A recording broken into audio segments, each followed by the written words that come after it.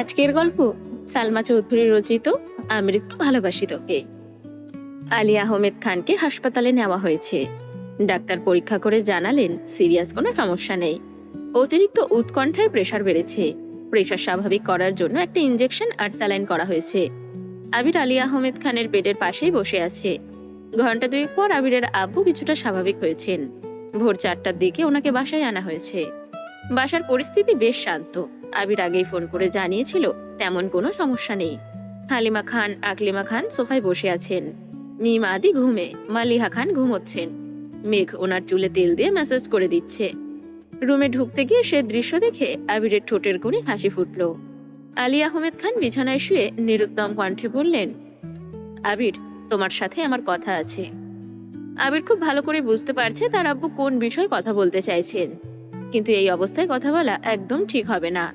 তাড়াতাড়ি ডাক্তারের কাছে নেওয়াতে বড়সড় কোনো সমস্যা হয়নি, আর একটু দেরি হলে হার্ট অ্যাটাক অথবা স্ট্রোক পর্যন্ত হতে পারত। আবির উক্রোশ স্বরে বলল, আপনার এখন ঘুমানো দরকার, কথা পরেও শোনা যাবে। আলী আহমেদ খানের ভেতরটা ছটফট করছে, খুব অস্বস্তিতে ভুগছেন। আকুল কণ্ঠে বললেন, খুব গুরুত্বপূর্ণ কথা, শুনো। আবির কিছুটা নিচু হয়ে আলী আহমেদ খানের হাতটা শক্ত করে আব্বুর চোখে চোখ রেখে অক্লিষ্ট কণ্ঠে বলল, আমি বললাম তো শুনবো, কিন্তু এখন না। আপনি ঠান্ডা মাথায় ঘুমান, আমি এখানেই আছি। আপনার যখন ঘুম ভাঙবে আমি তখনই শুনবো। আবির একটা চেয়ার এনে বিছানার পাশে বসে আব্বুর মাথায় হাত বুলিয়ে দিচ্ছে। অন্যদিকে মেঘ বিছানার অপর পাশে বসে বড় আম্মুর মাথায় ম্যাসেজ করে দিচ্ছে। মালিহা খানকে ঘুমের ঔষধ খাওয়ানো হয়েছে, তাই কিছুই টের পাননি। কিছুক্ষণের মধ্যেই আলী আহমেদ খান ঘুমিয়ে পড়েছেন। আবির তখনও মাথার কাছেই বসে আছে। আচমকা আবিরের নজর পড়ে মেঘের দিকে। ছোট ছোট দুটো হাত কত সুন্দরভাবে চুলে মেসেজ করে দিচ্ছে। আবিরের দৃষ্টি স্থির হলো। বাবা মায়ের একমাত্র ছেলে হিসেবে বাবা মাকে দেখে রাখার দায়িত্ব আবিরের। আবিরের জীবন সঙ্গী হিসেবে মেঘ নিজেও যত্নের সহিত আবিরের আম্মুকে ঘুম পড়াচ্ছেন। না চাইতেও আবিরের ঠোঁটে হাসি ফুটল। মেঘের এদিকে মনোযোগ নেই। বড় আব্বু ঘুমোচ্ছে দেখে সেও আর সেদিকে তাকাচ্ছে না। আবির হাসি আড়াল করে স্লোত গতিতে বলল, তুই ঘুমোতে যা, আমি আছি, সমস্যা নেই। আমার ঘুম পাইনি, ঘুম পেলে চলে যাব। সকাল হতে চললো, তোর ঘুমোনো উচিত। মেঘ ধীরে সুস্থে বলল, ঘুমোনো তো আপনারও উচিত। এত রাত পর্যন্ত সোফায় শুয়েছিলেন, রুমে গিয়ে আদৌ ঘুমিয়েছেন কিনা কে জানে। আপনার চোখ লাল হয়ে আছে, স্পষ্ট বোঝা যাচ্ছে ঘুম প্রয়োজন। কই, আপনি তো ঘুমোতে যাচ্ছেন না। আবির নীরবে হেসে সাবলীল ভঙ্গিতে বলল, বাহ, এত সূক্ষ্ম নজরদারি কবে থেকে শুরু করলি? মেঘ বিড়বিড় করে বলল, আপনি দেশে ফেরার পর থেকেই। আবিরের ফোন ভাইব্রেট হচ্ছে। পকেট থেকে ফোন বের করেই দেখলো ফুপ্পি কল দিচ্ছে। আবির যেই উঠতে যাবে খেয়াল হলো আলী আহমেদ খান আবিরের হাত ধরে রেখেছেন। আবির হাতের দিকে তাকালো। আবুর হাত ছাড়িয়ে বের হওয়ার সাধ্যই তার নেই, তাই মেঘের দিকে ফোন এগিয়ে দিয়ে তপ্ত স্বরে বলল, সাবধানে কথা বলিস। মেঘ ফোন হাতে নিতে স্ক্রিনে ফুপ্পি লেখা দেখে তড়িঘড়ি করে বিছানা থেকে নেমে রুম থেকে বেরিয়ে গেল। আবিরের আব্বুকে হাসপাতালে নেওয়ার সময় আবিরের ফুপ্পি আবিরকে কল দিয়েছিলেন, কিন্তু আবির রিসিভ করতে পারেনি। হাসপাতালে যাওয়ার পর তানভীরকে কল দেওয়ায় তানভীর আব্বু কাকামনির আড়ালে গিয়ে শুধু জানিয়েছিল বড় আব্বু অসুস্থ, হাসপাতালে আনা হয়েছে। এরপর আর কথা হয়নি। তানভীর বাসায় এসে ফোন চার্জে দিয়ে শুতেই ঘুমিয়ে পড়েছে। মেঘ ফোন রুমে ফেলে নিচে আসছিল, আর রুমে যায়নি। অবশেষে বাধ্য হয়ে আবিরকে কল দিয়েছেন। মেঘ রুম থেকে বের হতে হতে কল রিসিভ করলো। ফুপ্পি আর্তনাদ করে বললেন, ভাইজান কেমন আছে এখন বাবা? মেঘ নরম স্বরে বলল, বড় আব্বু মোটামুটি সুস্থ আছেন, বাসায় নিয়ে আসছে, এখন ঘুমোচ্ছেন। তুমি টেনশন করো না ফুপ্পি। মেঘ, হ্যাঁ ফুপ্পি। আবির কোথায়? আবির ভাই বড় আব্বুর কাছে বসে আছে, তাই আমাকে ফোন দিয়েছেন। বাসার সবাই ঠিক আছে তো? আলহামদুলিল্লাহ ঠিক আছেন। বড় আব্বু বাসায় আসার পর সবাই বড় আব্বুকে দেখে ঘুমোতে গেছেন। তো তোর আব্বু কেমন আছে? আব্বুর কথা কি বলবো, সেই যে চুপ করেছেন, এখন পর্যন্ত কারোর সাথে কথা বলছেন না, আমুর সঙ্গেও কথা বলছেন না। তুমি চিন্তা করো না ফুপ্পি, নিজের যত্ন নিও, এখন ঘুমিয়ে পড়ো। আচ্ছা, তোরাও সাবধানে থাকিস।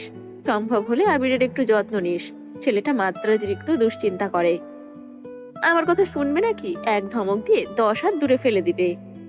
মাহমুদা খান মৃদু হেসে বললেন, তুই বুঝাইয়া বলিস। আচ্ছা বলবো, এখন রাখছি, আল্লাহ হাফিজ। আল্লাহ হাফিজ।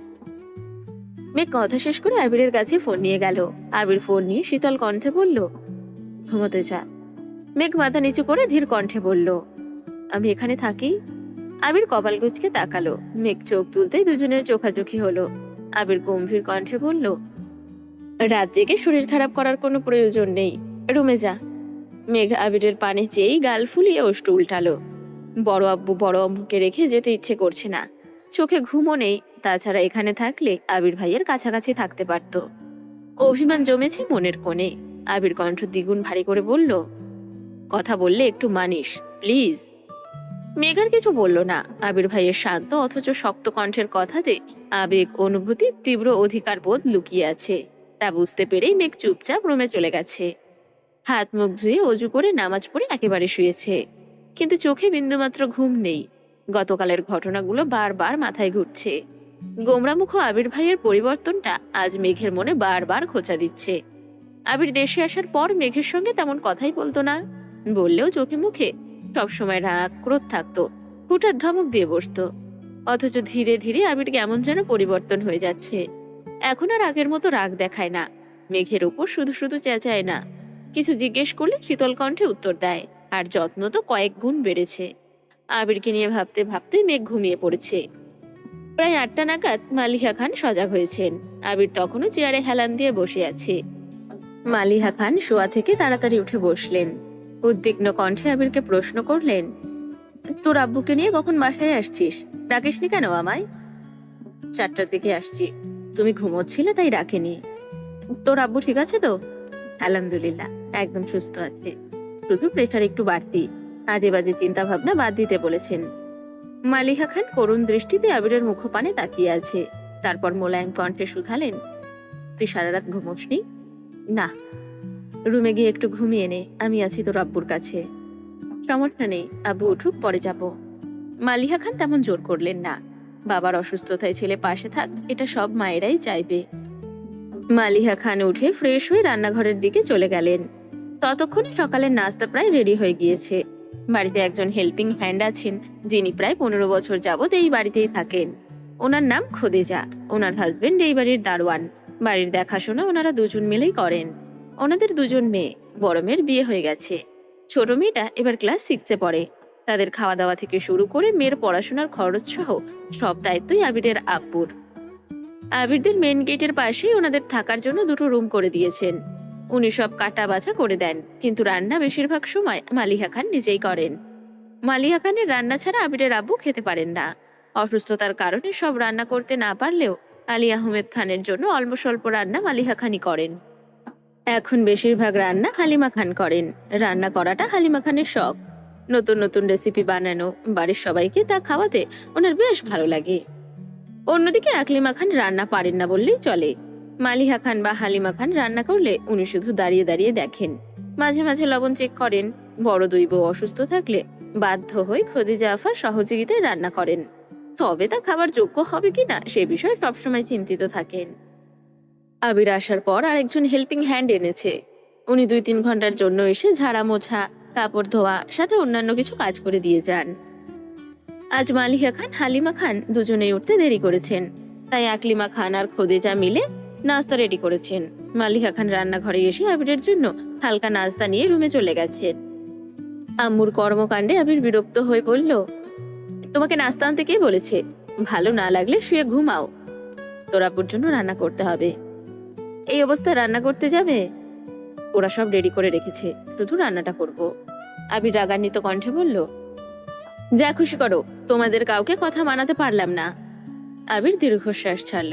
মালিহা খান খানিক হেসে বেরিয়ে গেলেন। মালিহা খান ড্রয়িং রুম পর্যন্ত যেতেই মেঘ নেমে আসলো। মালিহা খানের আগে রান্নাঘরে ছুটে গেল। সবাই আলী আহমেদ খানের রান্নার বিষয়ে কথা বলছিল। মেঘ উত্তেজিত কণ্ঠে বলল, বড় আব্বুর জন্য আমি রান্না করব। আকলিমা খান হেসে বললেন, মেঘ, তুই রান্না কবে শিখলি? আজকে শিখবো, তারপর রান্না করব।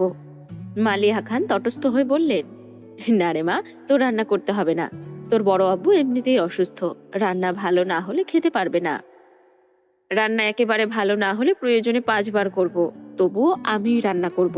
তুমি শুধু বসে বসে আমায় দিক নির্দেশনা দিবে। মারে, পাগলামি করিস না।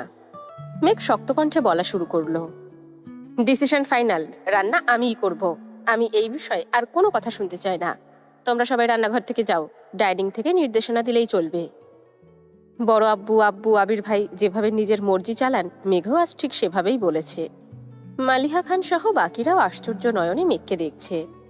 সামান্য নুডলস রান্না করতে গেলে যেই মেয়ে 10 বার আম্মু, বড় আম্মু অথবা কাকিয়াকে ডাকতে থাকে, সে আজ রান্নার জন্য সবাইকে রান্নাঘর থেকে বের করে দিচ্ছে।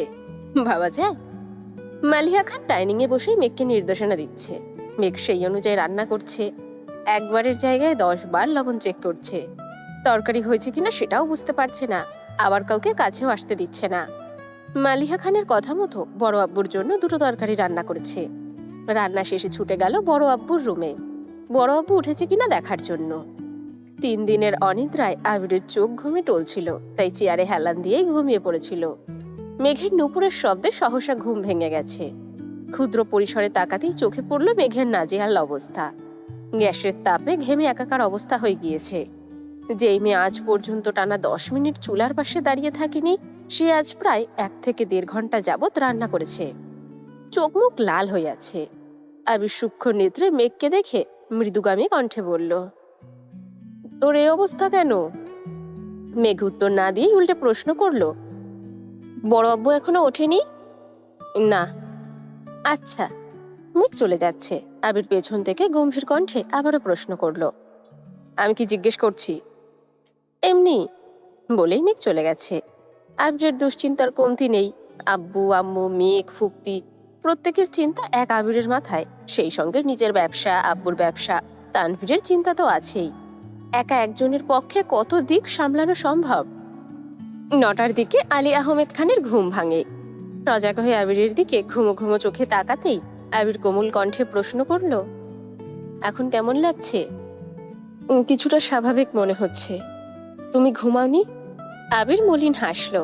আব্বুকে ধরে বিছানা থেকে উঠিয়ে ওয়াশরুম পর্যন্ত এগিয়ে দিল। আলী আহমেদ খান অনেকটাই সুস্থ, একাই চলতে পারবেন, তবুও আবির রিস্ক নিতে চায় না। আলী আহমেদ খান ফ্রেশ হয়ে বিছানায় এসে বসতেই আবির প্রেসার মাপার যন্ত্র নিয়ে আসলো। প্রেসার এখন আগের থেকে অনেকটাই স্বাভাবিক হয়েছে। আলী আহমেদ খান গুরুভার কণ্ঠে প্রশ্ন করলেন, তানভীর কোথায়? ওঠেনি এখনো? বলতে পারছি না, দেখতে হবে। তানভীরকে ডাকো, তোমাদের 2 ভাইয়ের সাথে আমার কথা আছে। আবির ভ্রুকুচকে বলল, আগে খাবার খেয়ে ঔষধ খাবেন, তারপর কথা শুনবো। আলী আহমেদ খান গম্ভীর কণ্ঠে বললেন, তুমি আমার কথার গুরুত্ব দিচ্ছ না আবির? আবির ঠোঁটে হালকা হাসি রেখে বলল, আপনার সুস্থতার থেকে আশা করি কথাটা বেশি গুরুত্বপূর্ণ না। আপনি সুস্থ থাকলে একটা কেন, লক্ষ কোটি কথা বলতে পারবেন। আলী আহমেদ খান নিশ্চুপ। আবির রুম থেকেই উচ্চস্বরে বলল, আম্মু, আব্বুর জন্য খাবার পাঠাও। একটু পরেই মেঘ খাবার নিয়ে রুমে ঢুকলো। আবির কপাল গুটিয়ে চেয়ে আছে। মেঘ ভাতের প্লেট রেখে আবারও ছুটলো, একে একে সব নিয়ে আসলো। মালিহা খান রুমে এসে বিছানার পাশে বসে আবিরের আব্বুর সাথে কথা বলছে। এই সুযোগে আবির মেঘের দিকে তাকিয়ে ভ্রু নাচালো। মেঘ শুধু মুচকি হাসলো। আবিরের মাথায় কিছুই ঢুকছে না। মালিহা খান এবার খাবারের প্লেট এগিয়ে দিয়ে উদ্দীপ্ত স্বরে বলল, নিন, খেয়ে বলুন রান্না কেমন হয়েছে। আলী আহমেদ খান অল্প খেয়ে কপাল খানিকটা কুঁচকালো। সেই দৃশ্য দেখে ভয় মেঘের বুক কেঁপে উঠেছে। স্বয়ং আবির ভাই এখানে উপস্থিত, রান্না খারাপ হলে খবর আজই আছে। আলী আহমেদ খান আর একটু খেয়ে হাসি মুখে বললেন, আজকের রান্নার স্বাদ অন্যরকম। এ রান্না তো তোমার না, কে রান্না করেছে? মালিহা খান চোখের ইশারায় মেঘকে দেখালো। আলী আহমেদ খান অবাক চোখে মেঘের দিকে তাকালো।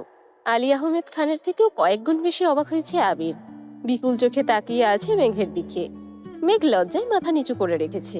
আলী আহমেদ খান খেতে খেতে মেঘের প্রশংসায় পঞ্চমুখ। তা শুনে মেঘ লজ্জায় লজুকলতার ন্যায় নুয়ে পড়েছে।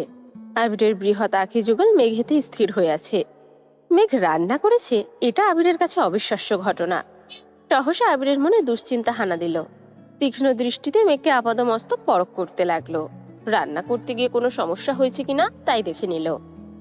আবিরের হৃদয় খুঁড়ে স্বস্তির নিঃশ্বাস বেরিয়ে আসলো।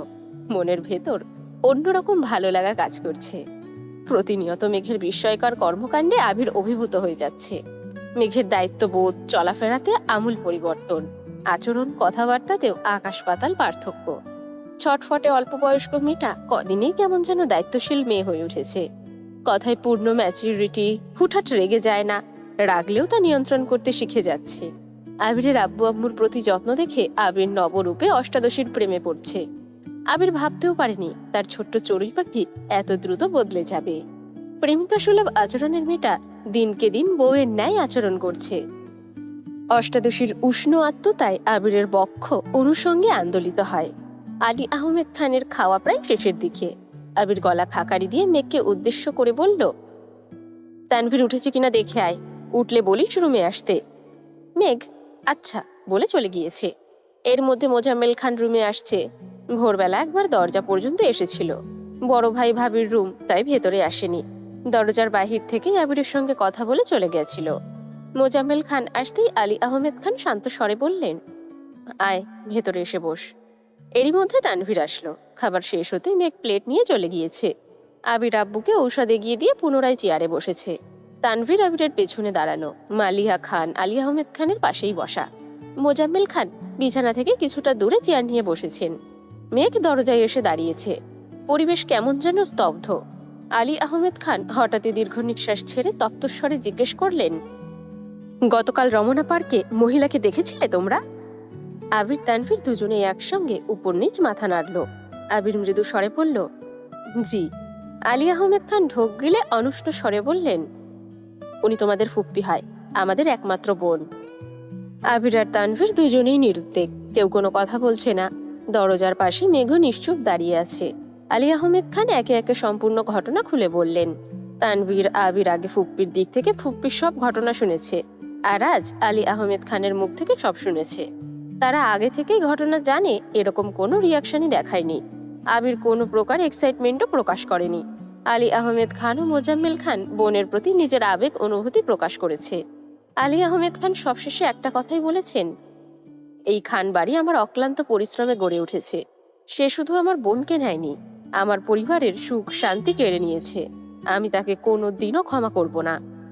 আবির ভারী কণ্ঠে শুধালো, 28 বছরেও আপনার পরিবার পরিপূর্ণ হয়নি? আমরা কি তবে আপনার শান্তির কারণ নই? আবিরের মুখে এমন কথা শুনে সকলেই আশ্চর্য নয়নে তাকিয়ে আছে। আবির এমন কথা বলার ছেলেই না। আলী আহমেদ খান হেসে বললেন, তা কেন হবে? তোমরাই এখন আমার সব, তোমাদের ঘিরেই আমার সব আশা ভরসা। তাহলে এত বছর আগের ক্ষোভ এখনো কেন পুষে রেখেছেন? আর আমাদেরকে কেনই বা বলছেন সেই ক্ষোভ আমার মধ্যেও ঢোকাতে চাইছেন? আলী আহমেদ খান নিরুপায় হয়ে তাকিয়ে আছে। কি বলবে কিছুই বুঝতে পারছে না। এত বছর পর বোনকে দেখাতে নিজের আবেগ, অনুভূতি, রাগ, ক্ষোভ সব যেন একসাথে মিশে গিয়েছে। মোজাম্মেল খান ধীর কণ্ঠে বললেন, তোমাদের একজন ফুপ্পি আছে, তা তোমাদের জানা দরকার, সেজন্য জানানো হয়েছে। আবির মৃদু হেসে বলল, আপনারা যদি নিজের ক্রোধ কমাতে না পারেন আর ওনাকে এই বাড়ির চৌখাট পেরোতে না দেন, তবে আমাদের ফুপ্পি আছে কিনা সেই কথা জেনে আমাদের কি কাজ? তানভীর সন্দেহান চোখে যে প্রশ্ন করলো, ফুপ্পিকে এই বাড়িতে আনা যায় না? সেটা সময় বলে দিবে। আরো কিছুক্ষণ চললো এই কথোপকথন। আবির বাবাকে চাচাকে ইচ্ছাকৃত খোঁচা দিয়ে কথা বলছে, যেন ওনাদের ভেতরে রাগ ক্ষোভ কমে আসে। আবিররা ওনাদের সাপোর্ট করলে সেই রাগ কমার বদলে উল্টে বেড়ে যাবে। কথা শেষ করে আবির নিজের রুমে গিয়ে ফ্রেশ হয়ে শুয়ে পড়েছে। 3 দিনের ক্লান্তিতে চোখে ঘুম আছড়ে পড়ছে। অফিসে যাওয়ার বিন্দু মাত্র শক্তি নেই, রাকিবকে জানিয়ে দিয়েছে। সেই যে সকালের দিকে ঘুমিয়েছিল, সেই ঘুম ভেঙেছে সন্ধ্যার আগে আগে। হাত মুখ ধুয়ে তাড়াতাড়ি নিচে এসেছে। সারাদিন ঘুমের কারণে আব্বুর খোঁজ নিতে পারেনি। রুমে ঢুকতে গিয়েই দেখলো আলী আহমেদ খান বিছানায় হেলান দিয়ে চোখ বন্ধ করে বসে আছেন। মেঘ পাশের চেয়ারে বসে বড় আব্বুকে পত্রিকা পড়ে শোনাচ্ছে। আবির তা দেখে রীতিমতো ভিমড়ি খেল। মেঘের প্রতি দুর্বলতা ক্রমশ বাড়ছে। আবির ধীর গতিতে রুমে ঢুকে আব্বুর পায়ের কাছে বসলো। আস্তে করে ডাকলো, আব্বু। আলী আহমেদ খান চোখ মেলে তাকালেন। সঙ্গে সঙ্গে মেঘের পত্রিকা পড়াও বন্ধ হয়ে গিয়েছে। আবির ধীর স্থির ভাবে জিজ্ঞেস করলো, এখন শরীর কেমন? আলহামদুলিল্লাহ ভালো। আবির উদ্বিগ্ন কণ্ঠে শুধালো, ঔষধ? আলী আহমেদ খান মেঘের দিকে তাকিয়ে বললেন, আমার মাই খাইয়ে দিয়েছে। সারাদিন ধরেই এখানে বসে আছে, রুমে যাচ্ছে না। আবির কপাল কুঁচকে মনে মনে বিড়বিড় করে বলল, তোর ম্যাচিউরিটি আমায় প্রতিনিয়ত উন্মাদ করে তুলছে। এত ম্যাচিওর হয়ে যাচ্ছিস কেন তুই? সম্পূর্ণাঙ্গ বউ তো আমি চাইনি। আমার উগ্র বদমেজাজি উশৃঙ্খল বউটাকে কি তবে হারিয়ে ফেলছি? আলী আহমেদ খান চোখ বন্ধ করে বসে আছেন। মেঘ দু একবার আবিরের দিকে তাকিয়ে আবারও পত্রিকা পড়া শুরু করলো। আবিরের শানিত দৃষ্টি যতবার নজরে পড়ছে ততবারই মেঘের পড়া আটকে আসছে। ক্ষণে ক্ষণে আবিরের কুচকানো ভ্রু যুগল আরো কুচকে আসে। গভীর কোনো উদ্বেগ মস্তিষ্কে ঘুরপাক খাচ্ছে। আবির দীর্ঘ সময় স্থির দৃষ্টিতে তাকিয়ে রইল মেঘের অভিমুখে। আবিরের হিমায়িত দৃষ্টিতে অষ্টাদশীর শান্ত হৃদয় আচমকা অশান্ত বাতাস বইতে শুরু করলো। পড়া থামিয়ে প্রখর নেত্রে তাকালো আবিরের দিকে। সরাসরি চোখে চোখ পড়ায় আবির পলক ফেলে চিবুক নামিয়ে রুম থেকে চলে গিয়েছে। আবিরের নিস্তব্ধতা মেঘকে খানিক ভাবালো। তারপর আবারও পত্রিকা পড়ায় মনোযোগ দিল। মালিয়া খান ছাদে হাঁটাহাঁটি করে সন্ধ্যায় রুমে আসছে। মেঘকে পত্রিকা পড়তে দেখে ঠান্ডা কণ্ঠে বললেন, তুই এখনো পত্রিকা পড়তেছিস? মেঘ নীরবে হেসে পড়াতে মনোযোগ দিল। মালিয়া খান বিছানার পাশে বসতে বসতে শক্ত কণ্ঠে বললেন, অনেক পড়েছিস, এখন পত্রিকাটা রেখে একটু বাইরে বের হ। দীর্ঘ সময় এভাবে পড়লে চোখে ঝাপসা দেখবি। কিছু হবে না, আলী আহমেদ খান এবার স্বাভাবিক কণ্ঠে বললেন। আর পড়তে হবে না আম্মু, তুমি এখন রুমে যাও। বড় আব্বুর মুখের উপর কথা বলা মেঘের পক্ষে সম্ভব নয়, তাই পত্রিকা ভাঁজ করে টেবিলের উপর রেখে রুম থেকে বেরিয়ে গিয়েছে। সোফায় বসে হালিমা খান আর আকলিমা খান গল্প করছিলেন। মেঘনাদের পাশে সোফায় হেলান দিয়ে বসেছে। হালিমা খান মেঘকে দেখে মৃদুগামী কণ্ঠে বললেন, তোর বড় আব্বু এখন কেমন আছে? আলহামদুলিল্লাহ, ভালো। ঠোঁটে হাসি রেখে হালিমা খান বললেন, তোর রান্না খুব ভালো হয়েছে। বড় আব্বুর উছিলায় আমার মেয়ে যে রান্না করতে শিখে গেছে, এই অনেক। মেঘ প্রশ্ন করে, তুমি খেয়েছো? শুধু আমি কেন, তোর আব্বু, বড় আব্বু, কাকিয়া, আবির, তানভীর সহ সবাই টেস্ট করেছে। তোর প্রথম রান্না বলে কথা। আম্মুর কথা শুনে মেঘ চমকে ওঠে। সবাই মেঘের রান্না টেস্ট করেছে এটা ভাবতেই মেঘের মন আনন্দে ভরে উঠেছে। অকস্মাৎ মেঘের ভ্রু কুঁচকে আসে। মেঘ উতলা হয়ে শুধালো, আবির ভাইও টেস্ট করেছেন? হ্যাঁ, আবির সবার আগে টেস্ট করছে। আবির ভাই না সারাদিন ঘুমাইছে, আমার রান্না কখন টেস্ট করলো? সকালে টেস্ট করে তারপরে ঘুমাতে গেছে। তোর রান্নার তারিফ করছিল। আবির ভাই নিজে থেকে আমার রান্নার প্রশংসা করেছেন। আকলিমা খান ঠোঁট বেঁকিয়ে মৃদু স্বরে বললেন, আবির কি সহজে কিছু বলে নাকি? বারবার জিজ্ঞেস করছিলাম, তাই বাধ্য হয়ে বলেছে খুব ভালো হয়েছে। মেঘ মৃদু হাসলো। এর মধ্যে হালিমা খান বলে উঠলেন, তোর বড় আম্মু কিন্তু সারাদিন যাবতই তোর প্রশংসা করেছে। কম করে হলেও 15 থেকে 20 বার বলেছে তুই বড় হয়ে গিয়েছিস, বিয়ের বয়স হয়ে গিয়েছে, তোকে নাকি বিয়ে দিয়ে দেবে।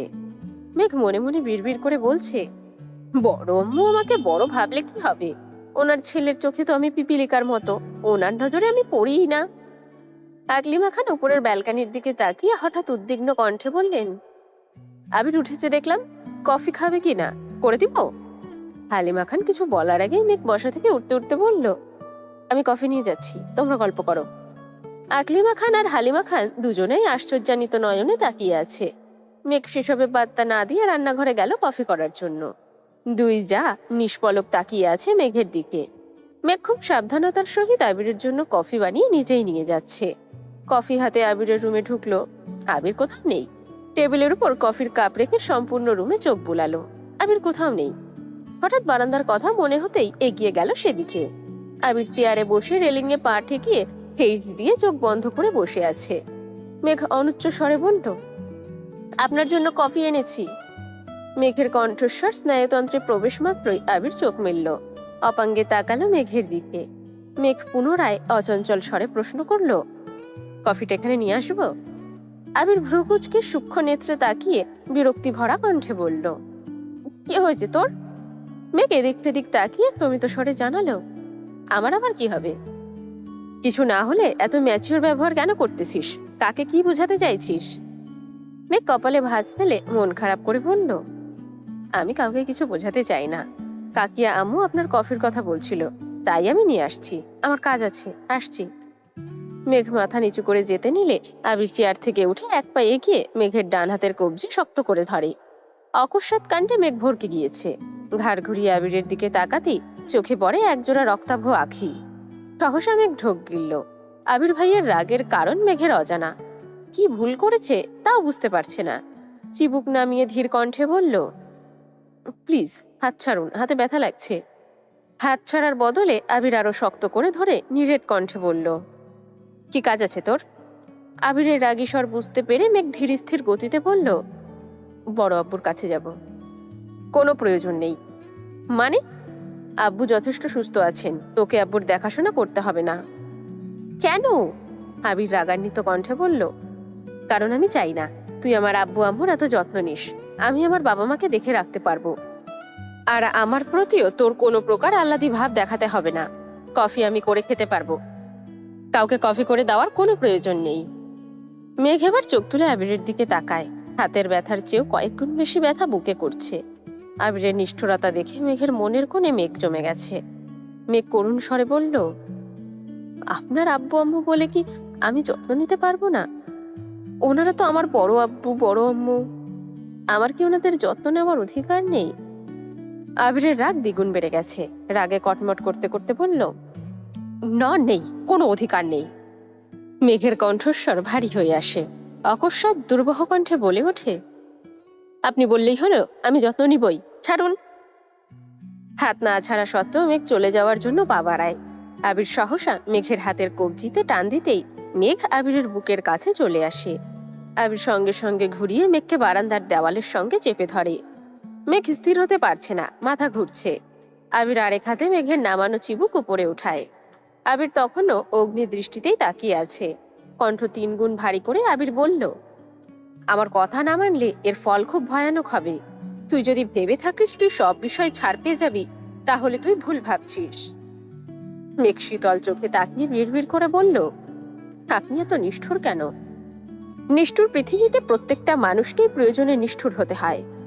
মেঘ তপ্ত স্বরে বলল, বড় আব্বু বা বড় আম্মুর যত্ন কেন নিতে পারবো না, এর কারণটা বলুন।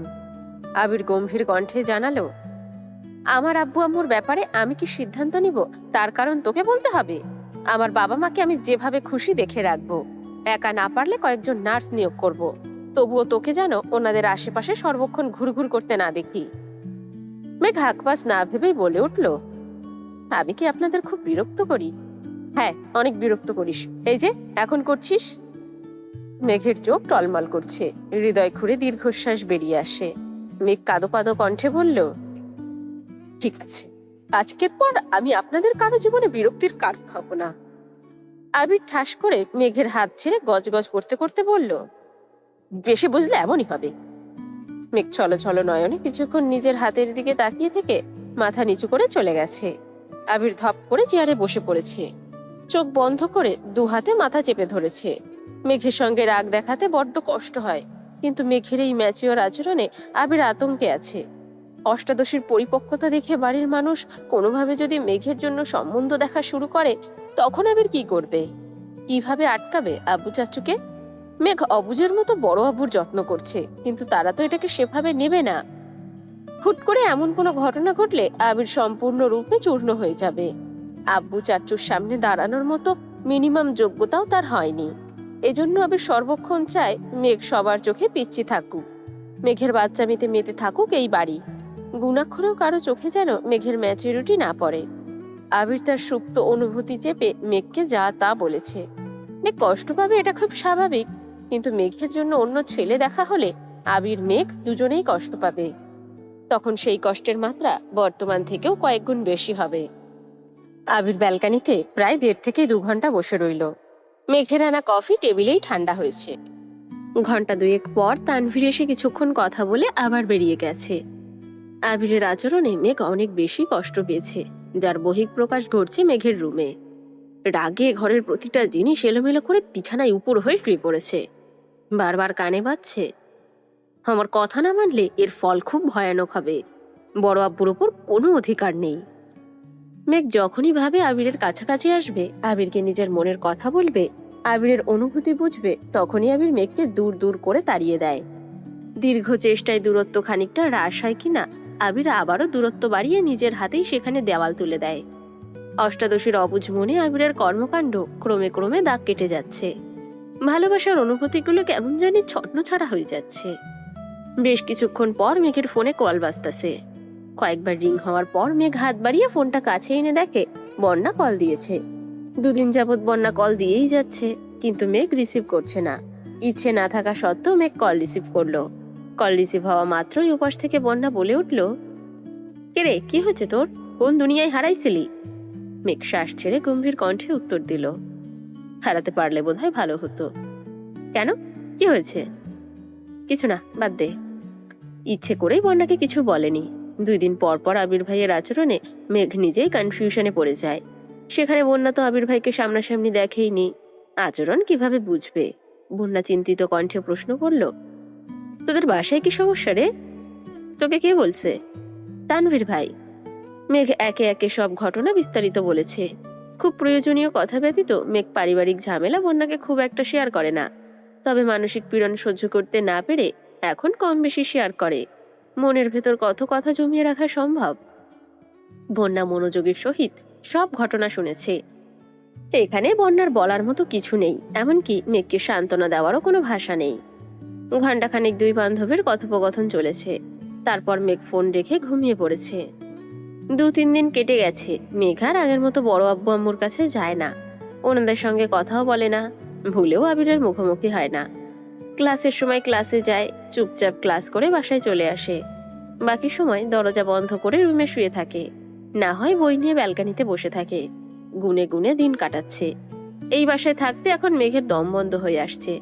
চুপি চুপি গিয়ে বড় আব্বু আম্মুকে দেখে আসে, ওনাদের সঙ্গে কথা বলতে পারে না। এদিকে মিমাদির সঙ্গেও কথা বলতে ইচ্ছে করে না, ফোন চাপতেও ভালো লাগে না। মন খারাপ থাকলে যেমন সবকিছু অসহ্য লাগে, মেঘের অবস্থাও এখন তেমন। রাতের বেলায় মোজাম্মেল খান বাসায় ফেরার কিছুক্ষণ পরেই মেঘ আব্বুর রুমের সামনে হাজির হলো। অনুমতি নিয়ে রুমে প্রবেশ করলো। হালিমা খান মেঘের মলিন মুখ দেখে প্রশ্ন করলেন, কি হয়েছে তোর, মন খারাপ কেন? মোজাম্মেল খানও এবার চোখ তুলে মেয়ের দিকে তাকালেন, ভ্রুকুচকে প্রশ্ন করলেন, কিছু বলবা? কতদিন হয়ে গেছে আমরা নানু বাড়িতে যাই না, চলুন না নানু বাড়ি থেকে ঘুরে আসি। হালিমা খান উদ্বিগ্ন কণ্ঠে বলল, তুই তো কখনো নানু বাড়ি যেতেই চাস না, আজ হঠাৎ নানু বাড়ি যেতে চাইছিস যে? যেতে ইচ্ছে করছে, তোমরা যাবে কিনা বলো। মোজাম্মেল খান নিরুদ্বেগ কণ্ঠে বলল, ভাইজান অসুস্থ, এই অবস্থায় আমি যেতে পারবো না। তুমি আর তোমার আম্মু বরং ঘুরে আসো, ফেরার সময় জানিও, তানভীর গিয়ে নিয়ে আসবে। হালিমা খান প্রশ্ন করলেন, কবে যাবি? কালকেই। ক্লাস আছে না? আছে, করব না, আমার ঘুরতে যেতে ইচ্ছে করছে। মোজাম্মেল খান ভারী কণ্ঠে বললেন, ক্লাস করতে হবে না, ওর যেহেতু ইচ্ছে করছে নিয়ে যাও। সকাল থেকেই খানবাড়ির পরিবেশ অন্যরকম। আবিরের কড়া নিষেধের জন্য আলী আহমেদ খান অফিস যেতে পারছেন না। আবির আর মোজাম্মেল খান একাই সামলাচ্ছেন সব দিক।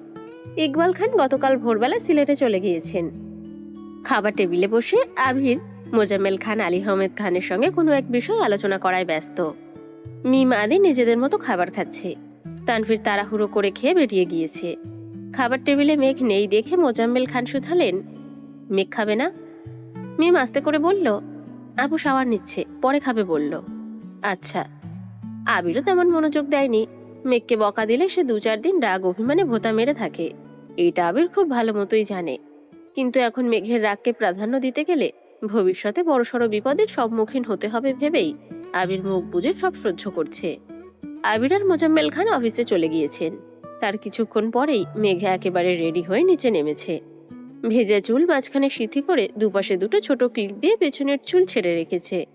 সঙ্গে পছন্দের একটা জামে পড়েছে। খাওয়া দাওয়া করে 1 ঘন্টার মধ্যে নানু বাড়ির উদ্দেশ্যে রওনা দিয়েছে। প্রায় বছরখানেক পর নানু বাড়িতে আসছে মেঘ। বাড়িতে এসে মেঘ ব্যাগ রেখে ঘুরতে চলে গেছে। হালিমা খান ফোন করে বাসায় জানিয়েছে। মেঘ নানা নানুর সঙ্গে গল্প গুজব করে 2 মামার বাড়িতে ঘুরছে। এতদিন পর মামাতো ভাই বোনকে পেয়েছে মেঘ, খুশিতে আত্মহারা হয়ে গিয়েছে। 2 বোন 3 ভাই, সবাই মেঘের থেকে বয়সে ছোট। মেঘ মামা বাড়িতে গেলে কাজিনদের ঈদ ঈদ লাগে। মেঘের মামা খালাদের মধ্যে মেঘের আম্মুই সবার বড়, তারপর 2 মামা, তারপর ছোট আর এক খালা। মেঘ বিকেল বেলা আম্মুর ফোন থেকে খালামণিকে কল দিয়ে ভাই বোনের সাথে কথা বলেছে। খালামণিকে আসতে বলেছে। খালামণির 2 মেয়ে 1 ছেলে। বড় মেয়েটা প্রায় মেঘের সমবয়সী, এখন ইন্টারমিডিয়েটে পড়ছে। ছোট মেয়ে ক্লাস 6-এ পড়ে। ছেলেটার বয়স হবে 5 বছর। মেঘ যতবারই নানু বাড়িতে আসে ততবারই খালামণিকেও আসতে হয়। সারাদিন হই হুল্লোড়ে থেকে মেঘ বাসার কথা প্রায় ভুলে গিয়েছে। এদিকে আবার সন্ধ্যার কিছুক্ষণ পরেই বাসায় আসছে। গেটের বাহির থেকে মেঘের ব্যালকনির দিকে তাকিয়েছে। মেঘের রুমের লাইট অফ দেখেই আবির কপাল গুটায়। বাড়ির পরিবেশ বরাবরের মতোই ঠান্ডা। আকলিমা খান আজ আদিকে সোফায় বসে পড়াচ্ছেন। মালিহা খান আলী আহমেদ খানের কাছে বসে আছে। মিম তার রুমে পড়ছে। আবির রুমে গিয়ে ফ্রেশ হয়ে কিছুক্ষণ পর আলী আহমেদ খানের রুমে গেল। আব্বুর রুম থেকে বেরিয়ে আসতেই আকলিমা খান শুধালেন, তোমাকে খেতে দিব? দাও। আকলিমা খান আবিরকে খেতে দিয়েছেন। আবিরের সাথে মিম আর আদিও কিছুক্ষণ পর খেতে বসেছে। আবির আশেপাশে তাকাচ্ছে, বারবার উপরে তাকাচ্ছে, মনে মনে মেঘকেই খুঁজছে। সচরাচর এত তাড়াতাড়ি আবির খায় না, আজ মেঘকে দেখার জন্যই অসময় খেতে এসেছে। মামুনিকেও দেখতে পাচ্ছে না, জিজ্ঞেস করতেও কেমন জানি লাগছে। আবির তাড়াহুড়ো করে খাওয়া শেষ করে সিঁড়ি দিয়ে উঠছে। মেঘের রুম পেরিয়ে গিয়েও থমকে দাঁড়িয়েছে, মনের ভেতর কেমন জানি খুঁতখুত করছে। 2 কদম পিছিয়ে দরজায় হাত রেখেও ধাক্কা দেয়নি, নিজের রুমে গিয়ে শুয়ে পড়েছে। সকালে ঘুম ভাঙে আদির ডাকে। আদি দরজা থেকে ডেকে জিজ্ঞেস করছে, আম্মু বলছে কি খাবে বলতে। আবির ঘুমের মধ্যেই বলছে, কাকিয়া রান্না করতে হবে না, মামনিকে বল যা খুশি রান্না করতে। তোমার মামনি বাসায় নেই। আবির সহসা চোখ মেলে ক্ষুদ্র পরিসরে তাকিয়ে প্রশ্ন করলো, কোথায় গেছে? মেঘাপুর নানু বাড়ি গেছে। একা? না, মেঘাপুও গেছে। আবির সঙ্গে সঙ্গে শোয়া থেকে উঠে বসলো। মেঘ বাসায় নেই, অথচ সে কিছুই জানে না। আদি চলে যেতেই আবির সঙ্গে সঙ্গে মেঘের নাম্বারে কল দিয়েছে, কিন্তু মেঘের ফোন বন্ধ। মেঘ রাগ করে বাড়ি ছেড়ে চলে গেছে, অথচ আবির কিছুই টের পায়নি। ভাবতেই আবিরের বুক কাঁপছে। এদিকে মেঘের ফোন বন্ধ পেয়ে আবির রীতিমতো ঘামতে শুরু করেছে।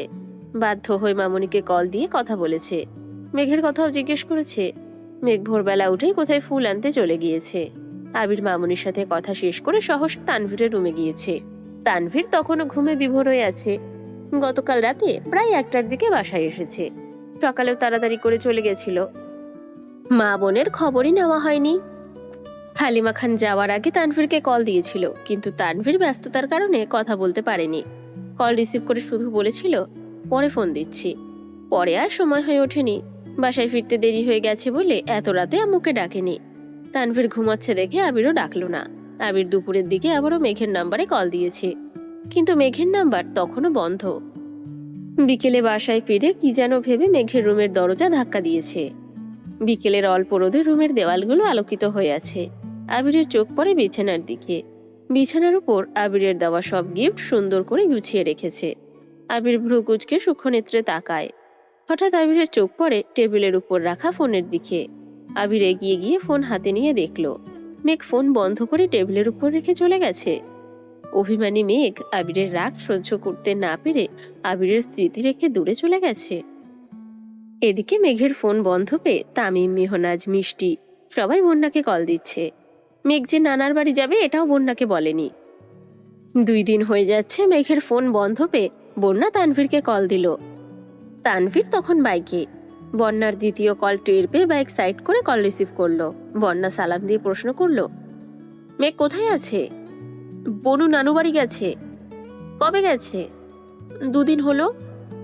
আমার সঙ্গে তো ওই দিন রাতেই কথা হলো, বললো না তো? তোমার বান্ধবী আমাকেও বলেনি, আমিই পরের দিন শুনেছি। মেঘের ফোন বন্ধ কেন? ফোন বাসায় রেখে চলে গেছে। কেন? আমি কি করে বলবো? কবে আসবে? জানি না। আপনি না ওর ভাই, জানেন না কেন? আমাকে না বললে আমি কিভাবে জানবো? আম্মুও জানে না। বনুর যেদিন ইচ্ছে হবে সেদিন আসবে। ও আচ্ছা, রাখি তাহলে। শুনো। জি। তোমার হাতের কি অবস্থা? এখন কিছুটা ঠিক হয়েছে। ঔষধগুলো খাচ্ছ সময় মতো? জি। আপনি কেমন আছেন? তানভীর ভ্রু উঁচিয়ে মৃদু হেসে বলল, আলহামদুলিল্লাহ ভালো। কোথায় আছেন? রাস্তায়, বাইকে। সরি, অসময়ে কল দিলাম। সমস্যা নেই, বলো। আর কিছু বলবো না, রাখি এখন। আচ্ছা, কি আর করার। 1 সপ্তাহ পেরিয়ে গেছে, মেঘের সঙ্গে কারো যোগাযোগ নেই। তানভীর, আবির, মিমরা যখনই কল দেয় মেঘ আশেপাশে কোথাও থাকে না। কাছে থাকলেও আবিরের কথা শুনলেই মেঘ নিরুদ্দেশ হয়ে যায়। হালিমা খান সারা বাড়ি খুঁজেও মেঘকে পান না। 4 থেকে 5 দিন হলো মেঘের খালামণি আসছে। নানু বাড়িতে মেঘকে নিয়ে মোট 9 জন কাজিন। তানভীর আসলে পরিপূর্ণ হতো। রাত 12টা-1টা পর্যন্ত আড্ডা দিয়ে ঘুমায়। সকাল থেকে উঠে হই হুল্লোড়, খেলাধুলা, নানার সঙ্গে ঘোরাঘুরি, নানুর হাতের পিঠে খাওয়াতেই ব্যস্ত থাকে। এই কয়েকদিন মেঘের মন অনেকটাই হালকা হয়ে গেছে। হালিমা খানকে দিয়ে প্রতিদিনই মালিহা খানকে কল দিয়ে মেঘ বড় আব্বু, বড় আম্মুর খবর নেয়, কিন্তু নিজে কথা বলে না। এমনকি তানভীরের সঙ্গে কথা বলে না। মেঘের সঙ্গে কথা বলতে না পেরে এদিকে আবিরের মাথা নষ্ট হয়ে যাচ্ছে। প্রতিদিনই মামুনকে কল দেয়, কিন্তু মেঘকে একবারও কাছে পায় না। আজ ইচ্ছে করে আবির রাত 11টায় কল দিয়েছে। প্রথম, দ্বিতীয়, তৃতীয়বার কল দেওয়ার পর অবশেষে কল রিসিভ হলো, কিন্তু কোনো কথা বলছে না। আবির প্রখর তপ্ত স্বরে ডাকলো, মেঘ। মেঘ নিশ্চুপ, কোনো কথা বলছে না। আবির পুনরায় মোলায়েম কণ্ঠে বলল, কথা বলবি না? মেঘ ঢোক গিলে শান্ত স্বরে বলল, বলুন। কি করছিস? ঘুমাবো। রাতে খাইছিস? জি। বাসায় আসবি কবে? জানি না। ক্লাস মিস হচ্ছে না? হোক, তবুও আসবি না? না। বাসার মানুষদের মিস করিস না? না। আর কিছু বলবেন? কেন, বিরক্ত বোধ করছিস? মেঘ সশব্দে হেসে আস্তে করে বলল, না, হয়তো আমি কারো বিরক্তির কারণ হচ্ছি। ভালো থাকুন, আল্লাহ হাফেজ। মেঘের তীব্র অভিমান বুঝতে পেরে আবির আর কিছুই বলতে পারল না। মেঘ কল কেটে দীর্ঘ নিঃশ্বাস ছাড়ল। এর আগে কখনো আবিরের সাথে এত অভিমান নিয়ে মেঘ কথা বলেনি। আবির কল দিলে রাগ অভিমান সব মিলিয়ে যায়। অথচ এবার মেঘের মন পাথরের ন্যায় শক্ত হয়ে গিয়েছে। আবির মোলায়েম কোমল কণ্ঠস্বর অষ্টাদশীর অভিমানের পাহাড় ভাঙতে ব্যর্থ হলো। এরপর থেকে প্রতিদিনই আবির রাত 11টার পরে মামুনির নাম্বারে কল দেয়। হালিমা খান 10টা থেকে 10:30 নাগাদ ঘুমিয়ে পড়েন। তারপর মেঘ আম্মুর ফোন দিয়ে গেম খেলে। আবিরের কল কাটার সাধ্যই হয় না বলে বাধ্য হয়ে রিসিভ করে। প্রতিদিনই 2-1টা কথা বলে মেঘ কল কেটে দেয়। আজ শুক্রবার, গতরাতে মেঘের সঙ্গে কথা বলেই আবির ঘুমিয়েছে। 10টা বাজে, এখনো আবির ঘুমোচ্ছে। মামুনির নাম্বার থেকে কল আসতেই আবির ঘুমের মধ্যে কল রিসিভ করলো। ঘুমন্ত অবস্থায় বলল, মামুনি। না, আমি মেঘ। ম্যাম বলুন। ঘুমোচ্ছেন, পরে কল দিব? হুম, বলুন, আমার ঘুম শেষ। মেঘ মলিন হেসে বলল, ভাইয়াকে কল দিচ্ছি, ভাইয়া কল ধরছে না। কেন, কোনো দরকার? নানুমণি ভাইয়াকে আসতে বলেছে, আর আমরাও আজ চলে যাব। আচ্ছা, আমি তানভীরকে বলে দেব। আরেকটা কথা। বলুন। আমু বলছিল ভাইয়ের সঙ্গে আপনারাও আসার জন্য। মামুনি বলছে, তার মানে আপনি চান না আমি আসি? আপনার ইচ্ছে হলে সুযোগ থাকলে আসবেন। আমি কাউকে জোর করে তার বিরক্তির কারণ হতে চাই না। রাখছি। আবির মুচকি হেসে তাড়াতাড়ি উঠে তানভীরের রুমে ছুটে গেল। তানভীর সকালে খেয়ে আবারও শুয়েছে। আবির তপ্তস্বরে ডাকলো, এই তানভীর, উঠ। আবিরের কণ্ঠস্বর শোনা মাত্র তানভীর হকচকিয়ে উঠল। গলা খাকারি দিয়ে প্রশ্ন করলো, কি হলো ভাইয়া? আবির মুচকি হেসে বলল, বউ কল দিছে, তাকে আনতে যেতে হবে, তাড়াতাড়ি রেডি হ। বাপরে বাপ, এত খুশি? বউটাকে কতদিন ধরে দেখি না, বুকের ভেতর শূন্যতা অনুভব করছি। তুই বুঝবি না। আহা গো, ভণ্ডামি না করে তাড়াতাড়ি উঠে রেডি হ। তানভীর রেডি হতে হতে আম্মুকে কল দিয়েছে, গাড়ি নিয়ে বাড়ি পর্যন্ত যাওয়া যাবে কিনা জানার জন্য। মেঘদের নানুর বাড়ির এদিকের রাস্তা করছে, বাড়ি পর্যন্ত গাড়ি যাবে না। যাওয়ার দিন অনেকটা পথ হেঁটে যেতে হয়েছে, এজন্য তানভীর আর আবির বাইক নিয়ে বেরিয়েছে। আবির আজ সাদা রঙের পাঞ্জাবি পরেছে, আর তানভীর ধূসর রঙের। পাশাপাশি দুই ভাই বাইক চালিয়ে যাচ্ছে। তানভীর হঠাৎই ডাকলো, ভাইয়া। বল। একটা গান গাই। তোর মন চাইলে গা, আমায় বলছিস কেন? এই গানটা শুধু তোমার জন্য, তুমি রাজি থাকলে শুরু করব। গাইবো? গা। তানভীর গলা খাকারি দিয়ে গাইতে শুরু করলো, এসেছি তোকে নিয়ে ফিরবো বলে, মনেরই পথ চিনে আয়না চলে, তোর ছেড়ে জ্বর বুকে ছাড়ে না, পারছে তোকে ছাড়া নারে না। তানভীরের গান শুনে আবির ঘাড় ঘুরিয়ে তাকিয়েছে। হেলমেটের আড়ালে আবিরের অভিব্যক্তি বোঝার উপায় নেই, তবুও তানভীর গান বন্ধ করে দিয়েছে। ফাঁকা রাস্তা, নিরিবিলি পরিবেশ, দুপাশে সারি সারি গাছ। আবির আচমকা এক হাতে হেলমেট খুলে সাইডে রেখে গাইতে শুরু করলো, এসেছি তোকে নিয়ে ফিরবো বলে, মনেরই পথ চিনে আয়না চলে, তোর ছেড়ে জ্বর বুকে ছাড়ে না, পারছে তোকে ছাড়া নাড়ে না। আবিরের কণ্ঠে গান শুনে তানভীর আশ্চর্য নয়নে তাকিয়ে আছে। তানভীরের বাইকের গতি কমে গেছে। তানভীর ভাবছিল আবির রাগ করবে, অথচ আবিরও গান গাইছে। তৎক্ষণাৎ তানভীর নিজের হেলমেটও খুলে ফেলছে। বাইকের স্পিড বাড়িয়ে আবারও আবিরের সমান্তরালে গিয়ে আবিরের সমস্যারে গান ধরলো। অনেকটা পথ দুই ভাই একের পর এক গান গাইতে গাইতে অবশেষে তানভীরের নানা বাড়ি পর্যন্ত চলে এসেছে। বাইকের শব্দে মেঘ সহ বাকি কাজিনরাও বাড়ির ভেতর থেকে দৌড়ে বেরিয়ে আসছে। তানভীরকে দেখেই মেঘ আহ্লাদি কণ্ঠে ডাকলো, ভাইয়া? এ, এখন আসছে ঢং করতে। 7 দিনে একবারও ভাইয়ের কথা মনে হয়নি? নিষ্ঠুর কোথাকার। মেঘ হেসে বলল, কেমন আছে ভাইয়া? আলহামদুলিল্লাহ ভালো। তুই কেমন আছিস? আলহামদুলিল্লাহ ভালো। তানভীর বাকি কাজিনদের সঙ্গে গল্প করতে করতে বাড়ির ভেতরে চলে গেছে। কাজিনদের পছন্দ মতো খাবার নিয়ে এসছে তানভীর, সেগুলোই সবাইকে দিচ্ছে। মেঘ মনের বিরুদ্ধে গিয়েও একবার পিছন ফিরে দেখলো আবির আসছে কিনা। আবিরকে দেখতে না পেয়ে চিবুক নামিয়ে বাড়ির দিকে হাঁটতে শুরু করলো। আবির ভাইকে বলার পরও আসলো না। ভাবতেই মেঘের মন বিষণ্ণতায় ছেয়ে গেছে। একটু সামনে এগোতেই পুরুষালী কণ্ঠ ভেসে আসে। কেমন আছেন ম্যাম? সুপরিচিত প্রিয় কণ্ঠস্বর মস্তিষ্কের সঙ্গে সঙ্গে অষ্টাদশী হৃদয়কেও আন্দোলিত করেছে। মেঘ অকস্মাৎ পিছনে ফিরে তাকাতেই সরাসরি নজর পড়ে আবিরের মলিন মুখমণ্ডলে। নিজের প্রতি করা বেধক অবহেলা আবিরের চোখে মুখে লেপ্টে আছে। অষ্টাদশী নিষ্পলক চেয়ে থেকে খানিকক্ষণ পরখ করলো আবিরকে। আবিরের পরিশ্রান্ত চেহারা দেখে অষ্টাদশীর বুকের ভেতর চিনচিন ব্যথা অনুভব হলো। হৃদয়ের ক্লেশ উপেক্ষা করে মেঘ মাথা নিচু করে নিরেট কণ্ঠে বলল, আলহামদুলিল্লাহ। কথাটা বলতে দেরি হয়েছে, অথচ মেঘের বাড়ির ভেতরে যেতে দেরি হয়নি। মেঘ ভেতরে চলে গেলেও আবির পূর্বের জায়গাতে নিশ্চুপ দাঁড়িয়ে আছে। এই কয়েকদিনের এলোপাথারি চলাচলে আবিরের কাদম্বিনীর চেহারার লাবণ্য অনেকটাই কমে গিয়েছে। দেখেই বোঝা যাচ্ছে অযত্নে কাটছে তার প্রিয়সীর দিন। নানু বাড়িতে বাধা দেওয়ার কেউ নেই। হালিমা খান বকা দিলে মামারা, খালামণি, নানা নানু আহ্লাদে মেঘকে একেবারে মাথায় তুলে রাখে। তাদের অতিরিক্ত আদরে কয়েকদিন খেয়ে না খেয়ে ছুটোছুটি করেছে। আবির চোখ বন্ধ করে সুদীর্ঘ নিঃশ্বাস ছেড়ে বাড়ির ভেতরে ঢুকলো। সবার সঙ্গে দেখা সাক্ষাৎ করে নানার রুমে গিয়ে বসলো। কিছুক্ষণের মধ্যে মেঘের খালামণি আর 2 মামি নাস্তা নিয়ে আসছে। আবির তানভীরের পছন্দ মতো পিঠা আর অন্যান্য খাবার। হালিমা খান কয়েকবার এসে দেখে গেছেন। উনি ব্যাগ গোছানোতে ব্যস্ত। নাস্তা খেয়ে তানভীর, আবির আরো 2-3 জন কাজিন মিলে ঘুরতে গিয়েছে। সবার নানু বাড়িতেই অপ্রকাশিত অনেক স্মৃতি জড়িয়ে থাকে। তানভীর আশেপাশে ঘুরছে। ছোটবেলার বন্ধুদের মধ্যে যারা বাড়িতে ছিল তাদের সঙ্গে গল্পগুজব করছে। তারপর বাড়িতে এসে হাত মুখ ধুয়ে খেতে বসেছে। আবিরদের উদ্দেশ্যে 2 মামি মিলে এলাহি আয়োজন করেছেন। অবশ্য এত আয়োজনের পেছনে মেঘেরই হাত। ছোটবেলা আবির মেঘের নানু বাড়িতে আসছিল কিনা তা মেঘ জানে না। মেঘের কাছে মনে হচ্ছে এটাই আবিরের প্রথম আগমন। নানু বাড়িতে আবির ভাইয়ের খাবার দাবারে যেন কোনো রকম ত্রুটি না থাকে, তাই মেঘ নিজে সব লিস্ট করে দিয়েছে। রান্নার তদারকিও মেঘই করেছে। আবিরের পছন্দের তালিকার যতটুকু মেঘ জানে সবটাই করিয়েছে। বেশ কয়েকটা রেসিপি মেঘ নিজেই রান্না করেছে। সঙ্গে তানভীরের পছন্দ মতোও রান্না হয়েছে। সালাদ থেকে শুরু করে যা যা মেঘের পক্ষে করা সম্ভব সেসব সেই করেছে।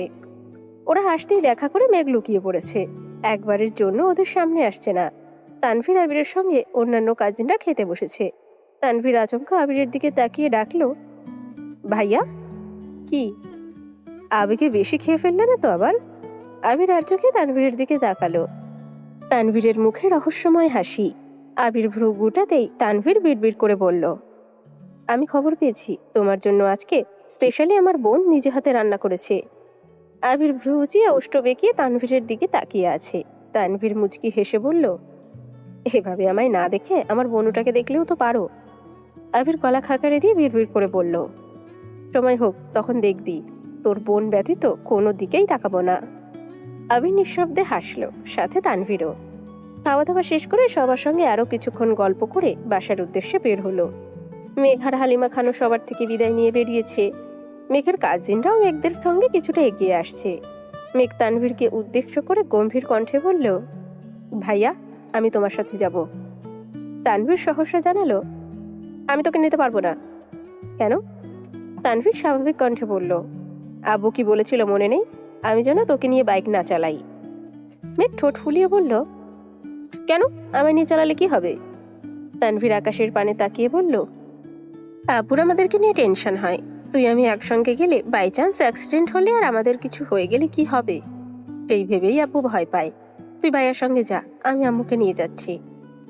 অ্যাক্সিডেন্ট করলে করব, মরে গেলে যাব, তবুও আমি তোমার সাথেই যাব।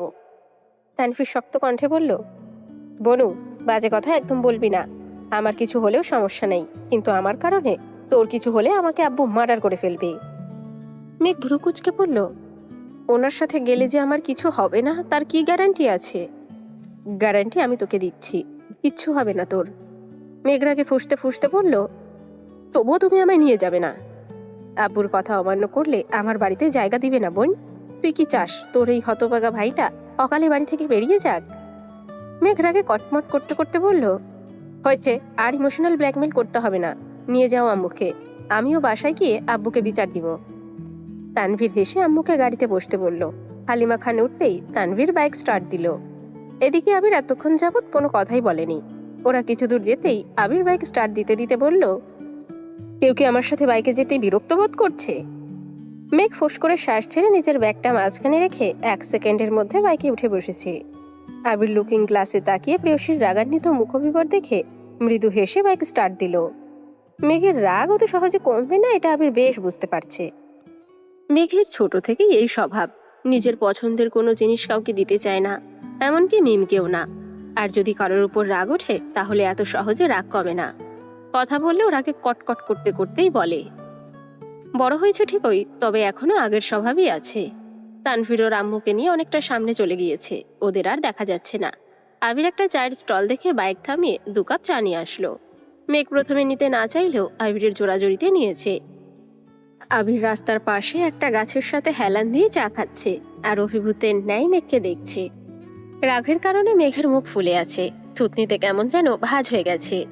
আবির চুল থেকে শুরু করে পায়ের কনিষ্ঠ আঙ্গুল পর্যন্ত নিরীক্ষণ করতে করতে চা শেষ করলো।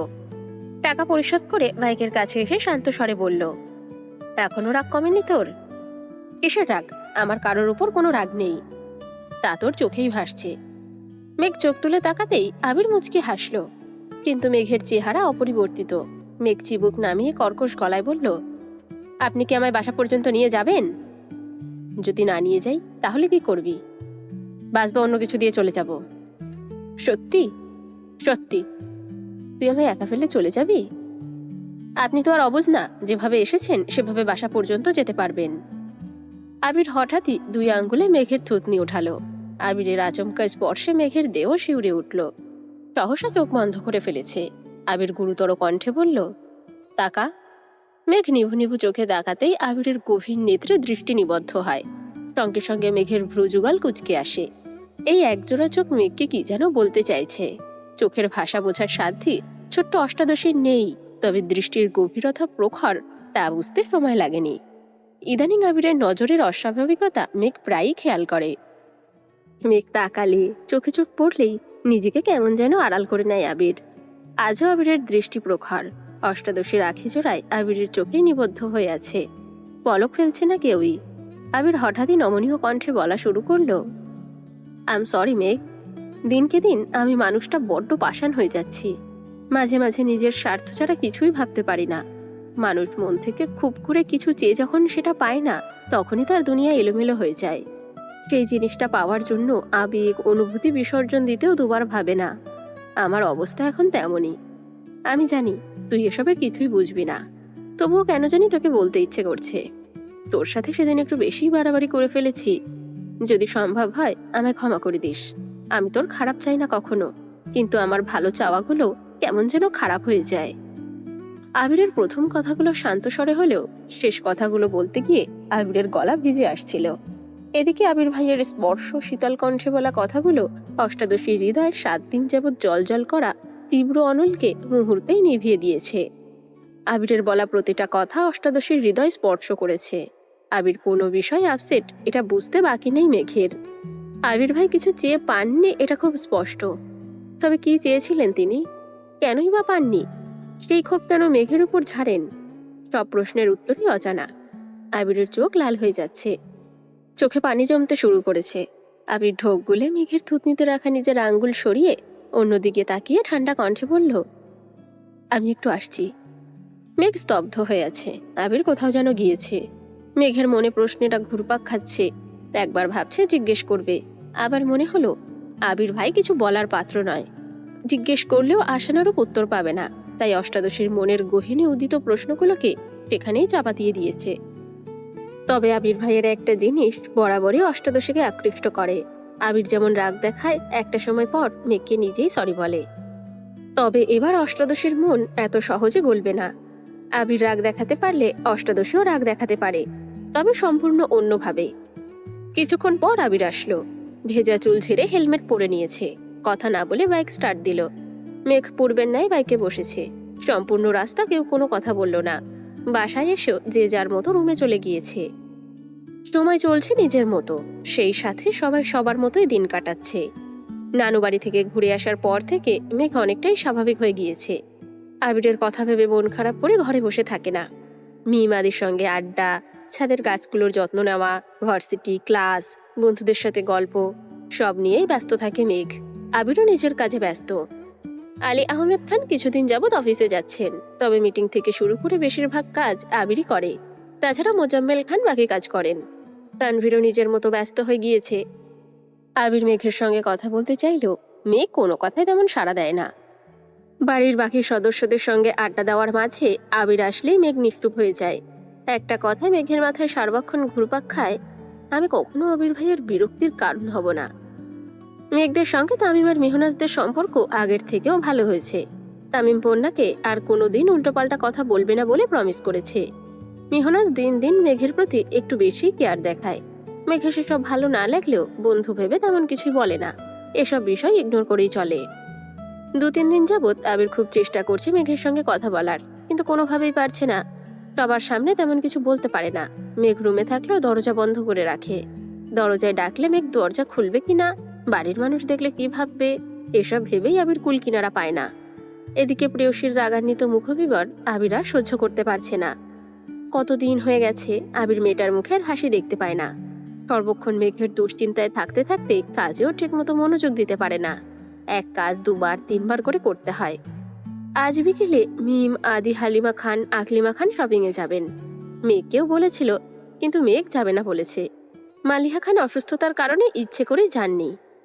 আবির আজ 2টোর দিকে অফিস থেকে বাসায় আসছে। বিকেলের দিকে আবির রেডি হয়ে সিঁড়ি দিয়ে নামছে। মেঘ তখন সোফায় বসে কার্টুন দেখছিল।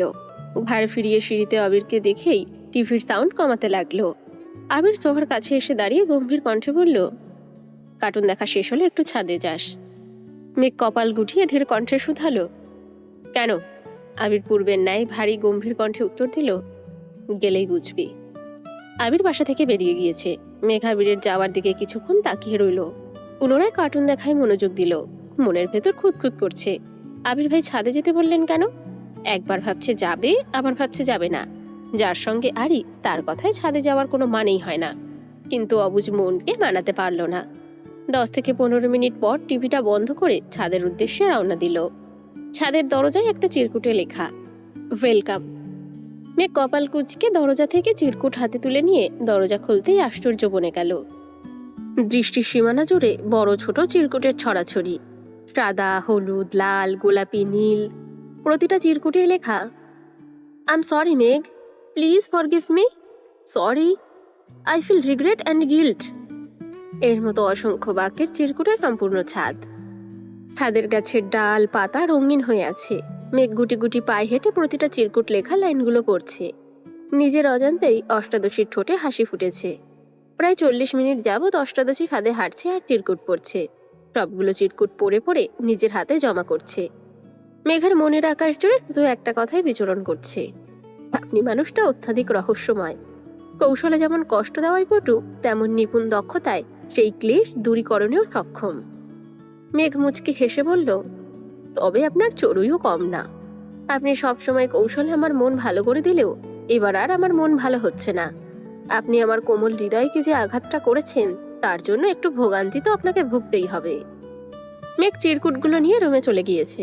মনটা আজ খুব ভালো, কিন্তু সেটা আবির ভাইকে বোঝানো যাবে না। রাতে খাবার টেবিলে আবিরের সঙ্গে চোখাচোখি হতেই মেঘ গাল ফুলিয়ে চোখ নামিয়ে নিল। আবির কপাল গুটিয়ে মেঘকে কয়েক মুহূর্ত দেখলো। এত কিছুর পরও মেয়েটার মুখে একটু হাসি ফুটলো না। ভাবতেই আবিরের মাথায় ব্যথা অনুভব হচ্ছে। তাহলে কি মেঘ ছাদে যায়নি? আবির কোনো রকমে খাওয়া শেষ করে তাড়াতাড়ি ছাদে গেল। ছাদে একটা চিরকুটও নেই, তার মানে মেঘ ছাদে আসছিল আর চিরকুট নিয়েও গিয়েছে। আবির তার কাদম্বিনীর রাগ ভাঙাতে ব্যর্থ হয়েছে ভেবেই আকাশের ন্যায় কোমল দৃষ্টিতে তাকালো। হৃৎপিণ্ডটা অবিরাম কাঁপছে। মনের ভেতর অজানা ভয় কাজ করছে। চোখ বন্ধ করতেই 9 বছর আগের স্মৃতি একের পর এক চোখের সামনে ভেসে আসছে। আচমকা ধপ করে ছাদের ফ্লোরেই বসে পড়েছে। কি হচ্ছে আর কি হবে তা ভেবেই ক্লান্ত হয়ে পড়েছে। আজ মার্চের 3 তারিখ, মেঘের জন্মদিন। অষ্টাদশী আজ 19 বছরে পা দিয়েছে। বাড়ির পরিবেশ ঠান্ডা। এই বাড়িতে কখনোই জন্মদিন পালন করা হয় না। সামান্য উইকটুকুও কেউ করে না। তাই কারোর জন্মদিনের কথা মনেই থাকে না। আবির গত রাতে দেরি করে বাসায় ফেরার কারণে সকালে ঘুম থেকে উঠতে পারেনি। আবির 12টার দিকে অফিসে যেতে চাইলে আলী আহমেদ খান অফিসে তেমন চাপ নেই বলে যেতে নিষেধ করেন।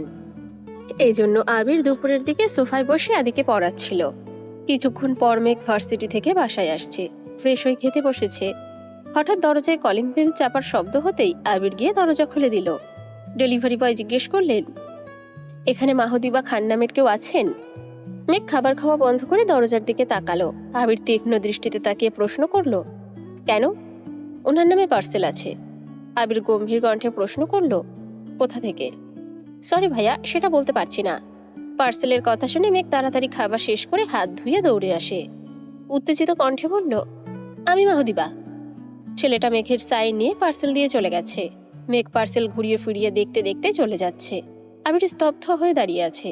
আবির দরজা বন্ধ করে সিঁড়ি পর্যন্ত আসতেই তানভীর নামছে।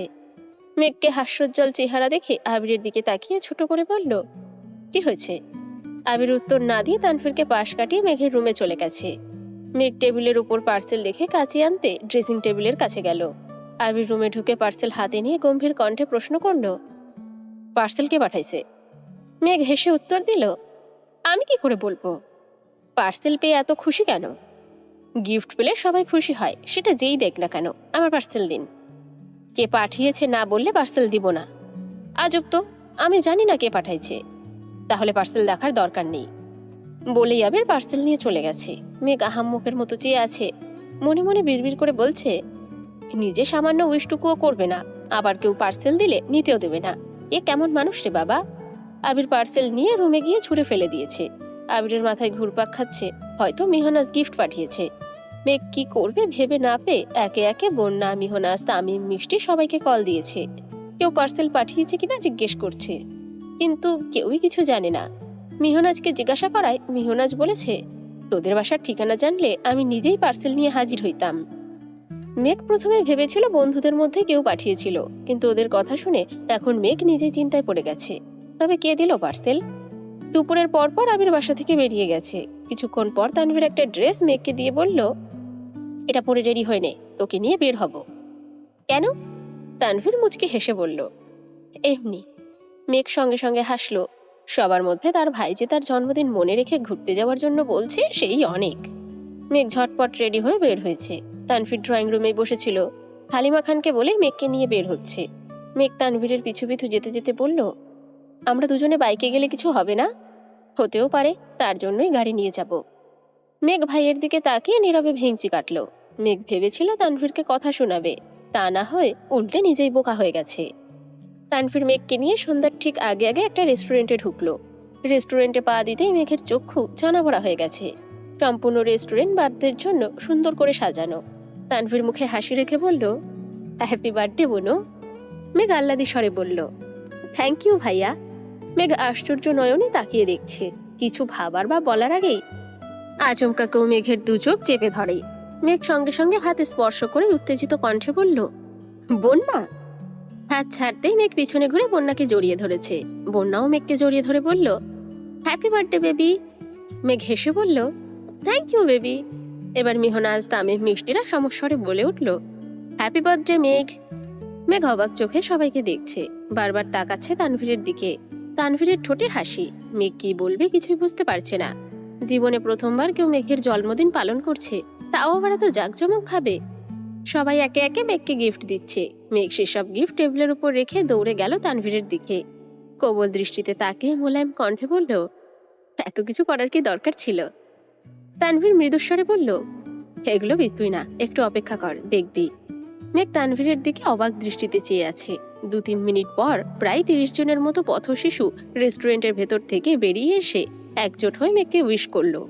মেঘ নিজের চোখকে কোনো মতেই বিশ্বাস করতে পারছে না। তানভীর মেঘের মাথায় হাত বুলিয়ে বলল, আজ তোর নিজের জন্মদিন উপলক্ষে ওদের সবাইকে নিজের হাতে খাওয়াবি, পারবি না? মেঘের চোখ ছলছল করছে, কিছু বলার ভাষা হারিয়ে ফেলেছে। অকস্মাৎ ফুপ্পিকে দেখে মেঘ চোখের পানি ধরে রাখতে পারেনি। ফুপ্পি, আইরিনটা সবাই আসছে। মেঘ ফুপ্পিকে জড়িয়ে ধরেই কান্না করে দিল। প্রায় 10 মিনিট পর তানভীর শক্ত কণ্ঠে বলল, আর কতক্ষণ কাঁদবি? মেঘ চোখ মুছতে মুছতে তানভীরকে জিজ্ঞেস করলো, এত আয়োজন তুমি করেছো? তানভীর বিপুল চোখে তাকিয়ে বলল, আমার এত সামর্থ্য এখনো হয়নি বুনু, এসব ভাইয়া করেছে।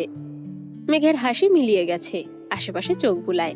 আবিরের কোনো অস্তিত্ব না পেয়ে অন্ধকারে ছেয়ে গেছে মেঘের মুখ। উদ্বিগ্ন কণ্ঠে শুধায়, উনি কোথায়? জানি না। উনি আসবেন না? বোধহয় না। মেঘ এবার তপ্তস্বরে বলল, কেন? তুই নাকি ভাইয়ার উপর রেগে আছিস তাই? তাহলে এসব করেছেন কেন? তুই ভাইয়ার জন্মদিন করেছিলি, তাই ভাইয়াও তোর জন্মদিনের আয়োজন করেছেন। মেঘ আশেপাশে তাকে গম্ভীর কণ্ঠে বলল, এখানে আসতে বলো। তানভীর পকেট থেকে ফোন বের করে আবিরকে কল দিল। আসার কথা বলায় আবির শীতল কণ্ঠে বলল, তোরা কেক কেটে ফেল, আমি আসবো না।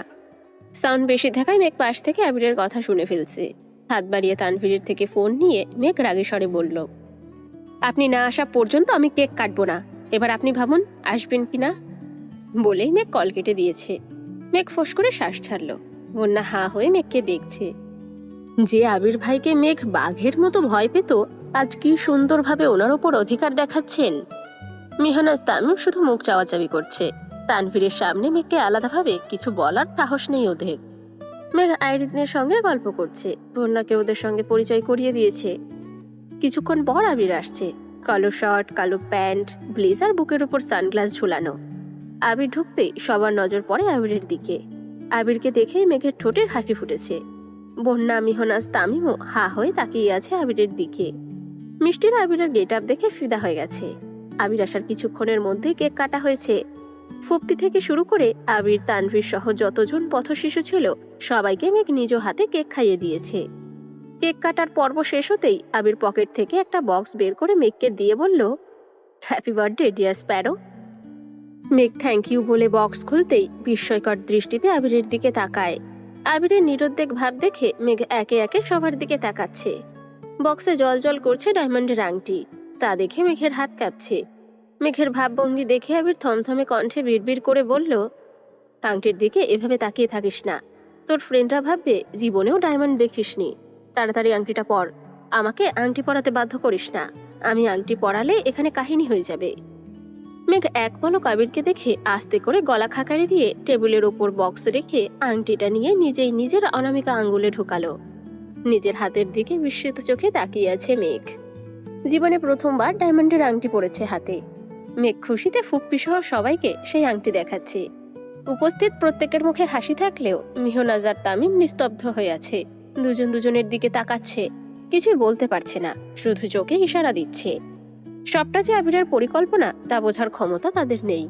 মেঘের জন্মদিনে ছোটখাটো সারপ্রাইজ দিবে এটা আগে থেকেই ভেবে রেখেছিল আবির, কিন্তু আজ মেঘের নামে পার্সেল আসার পর সেই চিন্তা মুহূর্তেই বদলে গেছে। বাসায় বসে সব পরিকল্পনা করেছে। দুপুরের পর মার্কেট গিয়ে মেঘের জন্য ড্রেস কিনে তানভীরকে দিয়ে পাঠিয়েছে। তানভীরকে দিয়ে বন্যাকে কল দিয়ে ইনভাইট করেছে। সেই সঙ্গে বন্যাকে দায়িত্ব দিয়েছে মিহনাজদের বলার জন্য, এবং অবশ্যই যেন সবাই আসে। বন্যাও তানভীরের কথা মতো সবাইকে বলেছে। ফুপ্পিদের আবিরই জানিয়েছে। মিহনাজ আর তামিমকে নিজের অবস্থা বোঝানোর জন্যই আবির ইচ্ছে করে মেঘের জন্মদিনে সম্পূর্ণ রেস্টুরেন্ট বুকিং দিয়েছে। সেই সঙ্গে মেঘের জন্য নিজে পছন্দ করে ডায়মন্ডের আংটি নিয়ে আসছে। যেখানে মারপিট আর কথায় কিছু বোঝানো অসম্ভব হয়ে পড়ে, সেখানে কিছু কৌশল খাটাতেই হয়। খাওয়া দাওয়া শেষে ফুপ্পিরা বিদায় নিয়ে চলে গেছেন। পথ শিশুদের খাওয়া শেষে আবির নিজেই এগিয়ে দিতে গেছে। এই সুযোগে মেঘ তার বন্ধুদের সাথে আড্ডা দিচ্ছিল। তানভীর পাশের টেবিলে বসে ফোন চাচ্ছে আর একটু পরপর মেঘদের দেখছে। পাশে বসাতে ওদের সব কথোপকথনই তানভীরের কানে যাচ্ছে। তামিম দু একটা কথা বললেও মিহনাজ তেমন কোনো কথাই বলছে না। দু একবার এদিক সেদিক তাকাতে গিয়ে তানভীরের সঙ্গে চোখাচোখি হয়েছে। তানভীরের গুরুগম্ভীর চেহারা আর ক্রোধিত আঁখি দেখেই মিহনাজ দৃষ্টি নামিয়ে নিয়েছে। তানভীরের ভয় কিছুই বলতে পারছে না। মিহনাজ গিফটের পাশাপাশি মেঘের জন্য একটা ব্রেসলেট এনেছিল, যেটা ঠিক মাঝখানে এম অক্ষর লেখা ছিল। মিহনাজ আর মেঘ দুজনের নামের প্রথম অক্ষরই এম। সেই সুবাদেই মিহনাজ এটা এনেছে। মেঘ তেমন কিছু না ভাবলেও মিহনাজ নিজের কথাই ভাববে, কিন্তু তানভীরের ভয় প্রথম থেকেই মিহনাজ ফিটিয়ে আছে। আবির আসার পর তো মিহনাজের স্বাভাবিক নিঃশ্বাসই বন্ধ হয়ে গেছে। আবিরের দেওয়া সুবৃহৎ সারপ্রাইজ, মেঘকে দেওয়া ডায়মন্ডের আংটি, তানভীরের দেওয়া গোল্ডের ব্রেসলেট, ফুফপিদের দেওয়া দামি গিফটের ভিড়ে মিহনাজের গিফট কিছুই না। তানভীর কিছুক্ষণ পর নরম স্বরে বলল, তোমরা আর কি কি খাবে বলো, আনাচ্ছি। মিষ্টিরা সকলেই সমস্বরে বলল, ও কিছু লাগবে না ভাইয়া, অনেক ধন্যবাদ। তানভীর মৃদু হাঁটল, কিছুই বলল না। এই ফাঁকে বন্যাকে খানিক দেখে নিল। বন্যা আজ নেভি ব্লু রঙের একটা মোটামুটি গর্জিয়াস গাউন পরেছে, সাথে গর্জিয়াস গোল্ডেন হিজাব, ঠোঁটে করা লিপস্টিক, চোখে গাঢ় কাজল। বন্যা সচরাচর সাজে না, আজ বন্যার এত সাজ দেখে তানভীরের হৃদয় ভূমিকম্প শুরু হয়েছিল। বন্যা আসার পর থেকে তানভীর একটু পর পর আর চোখে বন্যাকেই দেখছিল। সবার সামনে সরাসরি তাকাতে পারছিল না, আবার না তাকিয়েও থাকতে পারছিল না। তানভীরের ভূমিকম্প এখন অনেকটাই কমে এসেছে, তবে মস্তিষ্কের প্রতিটা নিউরন জানান দিচ্ছে তাহার মোহমায়ায় জর্জরিত তানভীরের অন্তরতম অচল। তাহার দৃষ্টি শান্ত হৃদয় অশান্তির তোলপাড় চালাচ্ছে। তবুও তানভীর সবকিছু উপেক্ষা করে মায়াভরা সেই গভীর কুয়োতে ঝাঁপিয়ে পড়তে চায়, নিজেকে সংহার করতে চায়। কিছুক্ষণ পর আবির আসছে। রেস্টুরেন্টের বিল পরিশোধ করে মেঘেদের কাছে এসে মিহনাজ আর তামিমের দিকে তাকিয়ে সচেতন কণ্ঠে শুধালো, তোমরা কি যেতে পারবে? তামিম উপর নিচ মাথা নেড়ে ভদ্রতার সহিত বলল, জি ভাইয়া, যেতে পারবো। আবির এবার মেঘের পানে তাকিয়ে স্বাভাবিক কণ্ঠে বলল, আড্ডা দেওয়া শেষ হলে আসুন, যেতে হবে। আবিরের আপনি সম্বোধনে বন্যা কপাল কুঁচকালো। বন্যা যতবার আবিরকে দেখেছে ততবারই মেঘকে তুই বলে সম্বোধন করতে শুনেছে। আজ হঠাৎ আপনি বলছে, বন্যার ভুল শুনলো কিনা তাই ভাবছে। মেঘ বান্ধবীদের থেকে বিদায় নিয়ে উঠল। তানভীর মেঘের গিফটগুলো নিয়ে সামনে এগিয়ে গেছে। তানভীরের কিছুটা পেছনে আবির, আবিরের থেকে একটু দূরে মেঘ, মেঘের পেছনে বন্যারা, সবশেষে তামিম আর মিহনাজ। রেস্টুরেন্টের দরজার কাছাকাছি যেতেই মেঘের গাউন থেকে বের হওয়া সুতোর সঙ্গে জুতোর বেষ্টন আটকে গেছে। ড্রেস টান পড়তেই মেঘের সম্পূর্ণ শরীর সামনের দিকে ঝুঁকে আসে, সেই সঙ্গে মুখ দিয়ে অকস্মাৎ বেরিয়ে আসে, উফ। শব্দটা আবিরের কানে পৌঁছানো মাত্রই আবির ঘুরে দীর্ঘ 2 কদম এগিয়ে এসে মেঘের দুকাত ধরে উদ্বিগ্ন কণ্ঠে প্রশ্ন করা শুরু করে, আই কি হয়েছে তোর, কোথায় ব্যথা পেয়েছিস? বন্যা, মিষ্টি, মিহনাজ সবাই একসঙ্গে স্তব্ধ হয়ে গেছে। মেঘের কি হয়েছে তা বুঝে ওঠার আগেই আবির মেঘকে ধরে ফেলেছে। আবির নিজেও বুঝতে পারেনি মেঘের কি হয়েছে। আবিরের চিন্তিত কণ্ঠের একের পর এক প্রশ্নের প্রত্যুত্তরে মেঘ ধীর কণ্ঠে বলল, মনে হয় জুতোয় সুতো আটকেছে। এর মধ্যে বন্যা এগিয়ে এসে মেঘের হাত ধরল। আবির সঙ্গে সঙ্গে হাঁটু কেড়ে বসে পড়েছে। এক মুহূর্ত দেরি না করে জুতো সহ মেঘের পা আবিরের হাঁটুর উপর তুলে নিল। শরীরের ব্যালেন্স হারাতে নিলে মেঘ তাড়াতাড়ি আবিরের মাথায় হাত রাখে। পা উপরে উঠানোতে মেঘও কিছুটা সোজা হয়ে দাঁড়িয়েছে। মিহনাজ, তামিম, মিষ্টি বিস্ময়কর দৃষ্টিতে আবিরের দিকেই তাকিয়ে আছে। আবির সুস্থির হস্তে জুতা থেকে মেঘের ড্রেসের সুতা খুলে দিচ্ছে। তানভীরের এতক্ষণে পেছনে ফিরে তাকিয়েছে। শহরটা উচ্চস্বরে বলল, কি হয়েছে বনুর? আবির বসা অবস্থাতেই বলল, কিছু না, তুই যা। তানভীর কিছুক্ষণ দাঁড়িয়ে থেকে পরিস্থিতি স্বাভাবিক দেখে চলে গিয়েছে।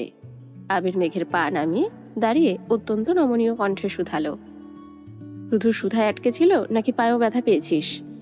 মেঘ আস্তে করে বলল, পায়ে ব্যথা পাইনি। সত্যি তো? হ্যাঁ।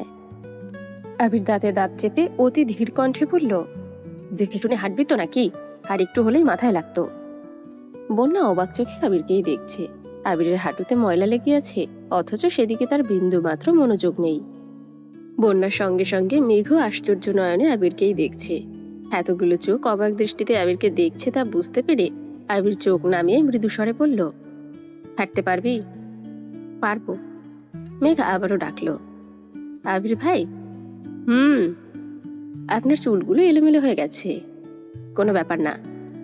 মেঘের হাতের পার্স, ফোন, আবিরের দেওয়া আংটির খালি বক্স আবির নিজের হাতে নিয়ে মোলায়েম কণ্ঠে বলল, ড্রেসটা একটু উঠিয়ে হাঁটিস।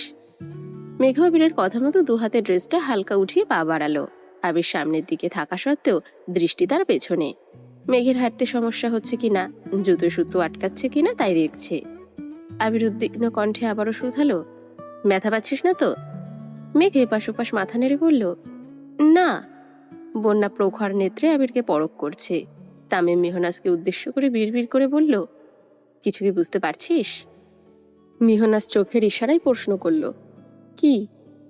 মেঘের যে কোনো সমস্যায় এগিয়ে যাওয়ার কথা তোর, অথচ তুই বোঝার আগেই আরেকজন দায়িত্ব পালন করে ফেলছে।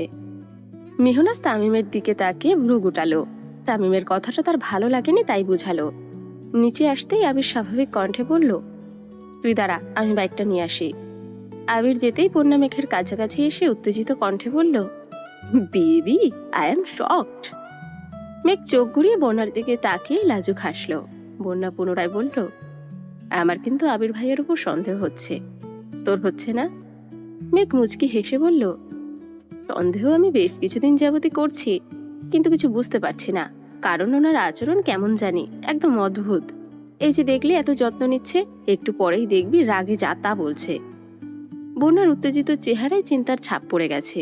চিন্তিত কণ্ঠে বলল, থাক, এত ভাবিস না। দোয়া করি উনি অদ্ভুত হলেও বহুরূপী যেন না হয়। মেঘ ভ্রুকুচকে বন্যার দিকে তাকিয়ে প্রশ্ন করল, বহুরূপী মানে? মানে বুঝতে হবে না বেবি। আমি চাই তোর ওনার মনে তুই না থাকলেও অন্য কোনো নারীর অস্তিত্ব যেন না থাকে। মেঘ ঠোঁট বেঁকিয়ে ভেঙচি কেটে বলল, অন্য নারীর অস্তিত্ব থাকলে আমি চিরতরে সেই অস্তিত্ব মুছে দেব। উনি আমার মানে আমারই। উনি আমার প্রথম এবং একমাত্র ভালোবাসা।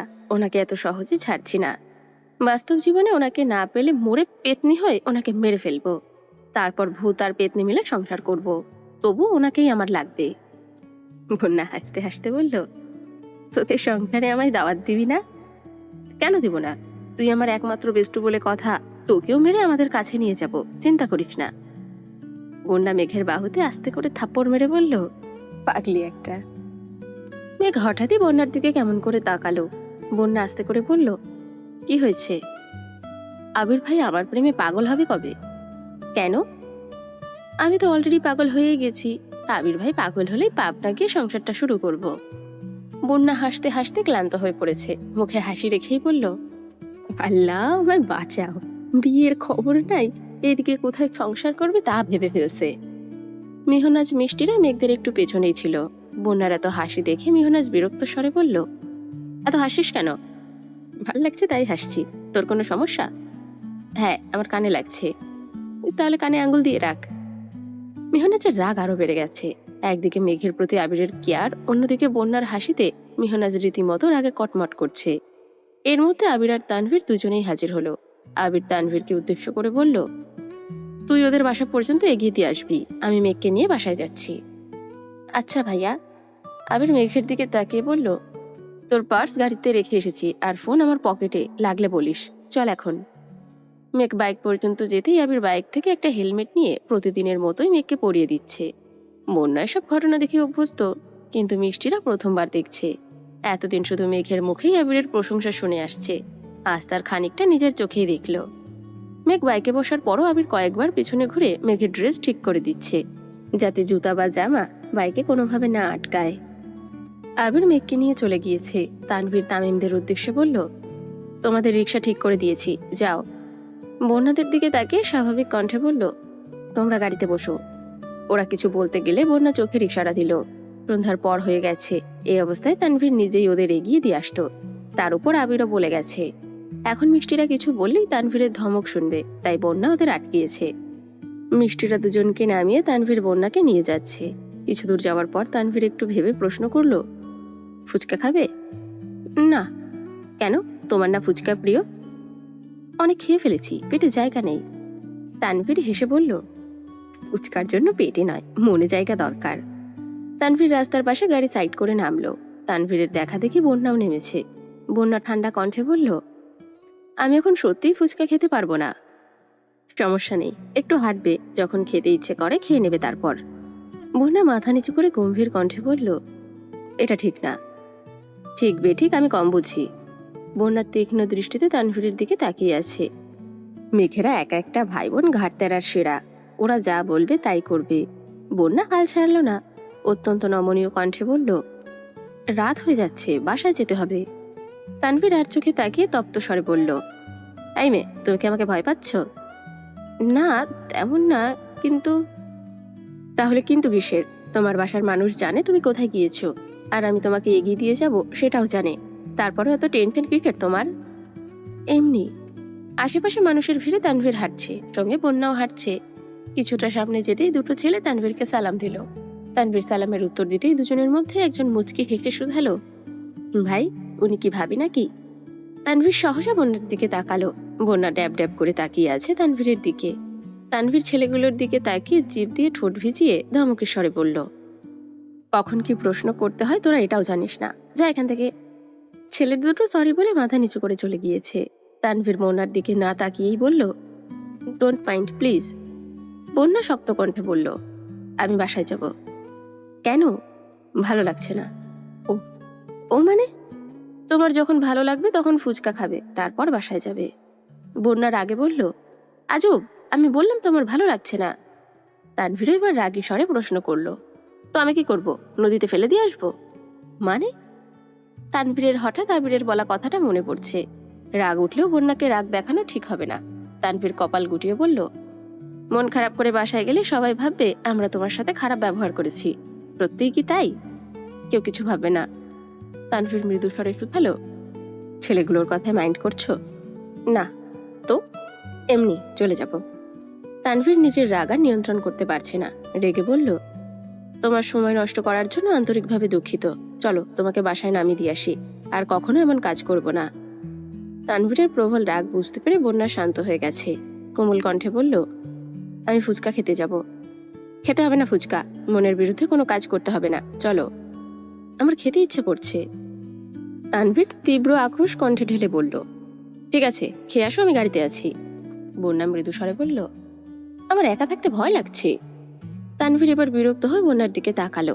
বন্যার মায়াবী দৃষ্টি চোখে পড়তেই তানভীরের অভিব্যক্তি বদলে গেল। স্বাভাবিক কণ্ঠে বলল, এখানেই বসো, আমি অর্ডার দিয়ে আসছি। তানভীর চেয়েছিল রাতের শীতল পরিবেশে বন্যার সাথে একান্তে কিছুটা সময় কাটাবে। তানভীরের ভেতর জুড়ে সর্বদা বন্যায় ঘুরপাক খায়। বিকেল থেকে বন্যাকে দেখার, একান্তে কথা বলার তীব্র ইচ্ছে জেগেছিল তানভীরের মনে, তাই ফুচকার কথা বলে নিয়ে আসছিল। ফুচকাকে কিছুক্ষণ বসে বাসার উদ্দেশ্যে রওনা দিল। বন্যার বাসার সবার জন্য আবির রেস্টুরেন্ট থেকে খাবার পার্সেল করে দিয়েছে। তারপরও বন্যা ওর বোনের জন্য ফুচকা নিয়েছে। এদিকে আবির মেঘকে বাসা পর্যন্ত নামিয়ে দিয়েছে। মেঘ নেমে গম্ভীর কণ্ঠে প্রশ্ন করলো, আপনার আংটিটা দিয়ে দেই? কেন? আমার আংটি লাগবে না, আপনার জিনিস আপনার কাছেই রেখে দিন। কেন? আবার কি হয়েছে? মেঘ মনে মনে আওড়ালো, দামি গিফট দিয়ে আমি কি করব, আপনি যদি আমার না হন? মেঘের নীরবতা বুঝতে পেরে আবির রাগান্বিত কণ্ঠে বলল, আংটি যদি হাত থেকে খুলিস তাহলে খবর আছে, বাসায় যা। খুললে কি করবেন? সেটা এখন কেন বলবো, খুললে বোঝাবো। মেঘ ডান হাত দিয়ে একটানে অনামিকা আঙ্গুল থেকে আংটিটা খুলে হাতের তালুতে নিতে নিতে আবিরের সামনে ধরে বলে, এই নিন। আবির আংটিটা হাতে নিয়ে গম্ভীর কণ্ঠে প্রশ্ন করলো, তোর এই আংটির প্রয়োজন নেই? না। ফেলে দিলে আফসোস থাকবে না তো?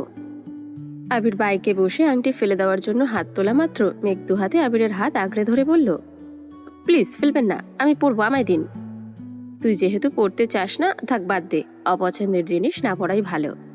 মেঘ আবিরের হাত আরো শক্ত করে ধরে বলল, আমি কখন বললাম অপছন্দের জিনিস? আমার আংটি আমায় দিন। 2 দিন পর পর খুলে ফেলার থেকে ভালো আমি এনেছি, আমিই ফেলে দেই। মেঘ তপ্ত স্বরে বলল, আর ফেলবো না। সত্যি তো? সত্যি। আবির আংটিটা হাতে নিয়ে 1 সেকেন্ড দেরি না করে মেঘের বাম হাতের অনামিকা আঙ্গুলে পরিয়ে দিয়েছে। মেঘের হৃদস্পন্দন সঙ্গে সঙ্গে জোরালো হয়ে গেছে। মেঘের নিস্তব্ধ আঁখি যুগল স্তব্ধ হয়ে আছে হাতের অনামিকা আঙ্গুলে। অকস্মাৎ বিপুল চোখে তাকালো আবিরের দিকে। আবির নিরুদ্বেগ ভঙ্গিতে পকেট থেকে মেঘের ফোন বের করছে। ফোন মেঘের দিকে এগিয়ে দিয়ে স্বাভাবিক কণ্ঠে বলল, বাসায় যা। আবির চলে গেছে, কিন্তু মেঘের পা থেমে আছে। আঙ্গুলের দিকে তাকাতেই আবির ভাইয়ের আংটি পরানোর দৃশ্য চোখের সামনে ভেসে উঠছে, আর প্রতিবারই গা শিউরে উঠছে। রেস্টুরেন্টে ডায়মন্ডের আংটি দেখে এক মুহূর্তের জন্য মেঘের মনে অদম্য ইচ্ছে জেগেছিল আবির ভাইয়ের হাত থেকে আংটিটা পরবে। কিন্তু ফুপ্পিরা, তানভীর ভাইয়া, বন্যারা সবার সামনে নিজের ম্যাচুরিটির প্রমাণ দিতে নিজেই আংটি পরে নিয়েছিল। অথচ মেঘের সুপ্ত ইচ্ছে কোনো না কোনো ভাবে পূরণ হয়েই গেল। এদিকে রুমে ঢুকেই মিহনাজ লম্বা হয়ে বিছানায় শুয়ে পড়েছে। তামিম হাত মুখ ধুয়ে রুমে এসে মিহনাজের এই অবস্থা দেখে প্রশ্ন করে, কিরে তোর আবার কি হয়েছে? ভালো লাগছে না। ভালো না লাগাটাই স্বাভাবিক। মিহনাজ রাগান্বিত দৃষ্টিতে তামিমের দিকে তাকিয়ে আছে। তামিম কিছুক্ষণ নীরব থেকে আবারও বলে, আমার সাথে রাগ দেখালে কি হবে? তুই নিজেই সব দেখে আসছিস। মেঘ যদি রাজকুমারী হয় তাহলে মেঘের আবির ভাই রাজকুমার। ওদের ব্যাপার স্যাপারই আলাদা লেভেলের। মেঘ আমাদের সাথে সিম্পল ভাবে মিশে বলে এই না তারা আমাদের মতো সাধারণ। আজ তানভীর ভাইয়া আর আবির ভাইয়া ইনডিরেক্টলি তাদের অবস্থান বুঝিয়ে দিয়েছেন। সম্পূর্ণ রেস্টুরেন্ট বুকিং করে আনলিমিটেড খাবার, ডায়মন্ড, গোল্ডের গিফটের ভিড়ে তোর আমার অবস্থান ঠিক কোথায় বুঝতে পারছিস? মিহনাজ চোখ নামিয়ে ধীর কণ্ঠে বলল, আমি মেঘকে পছন্দ করি। তুই পছন্দ করিস, কিন্তু আমার মনে হয়েছে আবির ভাইয়া মেঘকে ভালোবাসে। মেঘের প্রতি ওনার কনসার্ন দেখেছিস? মেঘের উফ করতে দেরি হয়েছে, কিন্তু ওনার অ্যাকশন নিতে দেরি হয়নি। তাছাড়া খাওয়ার সময় দেখছিলি মেঘকে নিজের হাতে খাবার পরিবেশন করে দিচ্ছিল। তাছাড়া মেঘ চাওয়ার আগেই সব হাজির। ওদের সাথে আমরা নিজেদের ভাবতেই পারবো না। বন্যা মধ্যবিত্ত ঘরের মেয়ে হয়ে আমায় রিজেক্ট করতে একবার ভাবেনি, আর তুই মেঘকে নিয়ে ভাবছিস? তোর কপালে শনি আছে। শনি থাকলেও আমি এর শেষ দেখে ছাড়বো।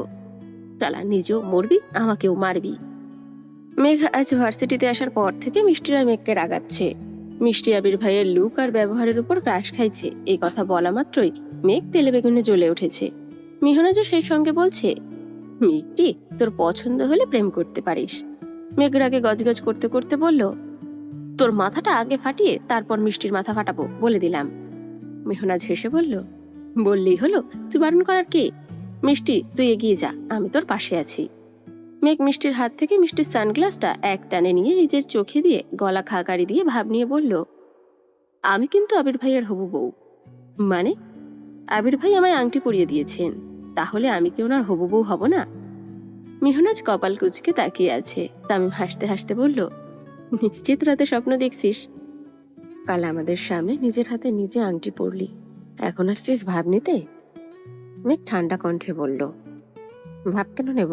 উনি বাসার সামনে গিয়ে আংটি নিজের হাতে পরিয়ে দিয়েছেন। ওরা কেউই বিশ্বাস করছে না। বন্যা মেঘের ভাবভঙ্গি দেখে আস্তে করে বলল, সত্যি পড়াইছেন? মেঘ উচ্চস্বরে চেঁচিয়ে বলল, 100% সত্যি।